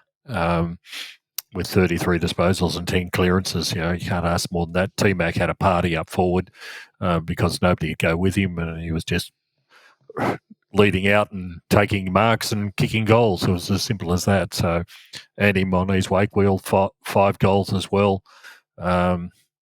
James Harms tried to think he was Dustin Martin with all his fend-offs and failed in most of them, so I don't think we'll see much more of James in terms of trying to get into the side. Charlie Spargo had a sort of game. I think he only had 17 touches, but he certainly wasn't anywhere near as vital as he was the previous week. The difficulty is, with the our game now on Thursday night, can we afford to play any players who might be in the selection window, or do we, if a Grundy or a T-Mac is due to come into comes into the side, that means you're going to cut them out of Casey. So it's going to be a difficult decision for the selectors this week with what they do. But it was hard to take a great deal out of this match because we were just so completely dominant. How did T-Mac move, George? It seemed to be very, very free, moving very freely, both laterally and in a straight line. So it was good. He was, if we needed a forward, he'd be the man. He didn't need to move far up the ground in this particular game. It just wasn't the need. But he seemed to be moving pretty freely. That's really pleasing because, as I said, I saw him at the Carlton game at the Icon Park for the VFL, and he looked miles off it. His lateral movement was terrible. In fact, he looked like he was carrying a bit of condition, and so it's brilliant. 2 weeks. I want to go on his fitness plan to come up in 2 weeks. So that gives us such a huge. It's remarkable, given all of our problems with defenders, that we've now got an option to bring in a player who's a premiership player into our forward line if we want to go down that route. And Grundy, he's still a big body, and he sounded like he had a terrific game. He was moving well as well. I mean, his lack of pace bothers me a little bit. Yeah. So I wonder, Ben Brown obviously didn't play. So that 1 week injury or whatever that he had a couple of weeks ago, doubt we'll see him for the rest of the season. I mean, it was probably a given, I think the way things are going, Ben's career might be over. That he hasn't been able to come back from the injury, and no prospect of it, and he's been given plenty of time away, and we haven't been pushing. He played in the VFL. It'd be 3 or 4 weeks ago, wouldn't it? Yeah, easily 3, and probably 4.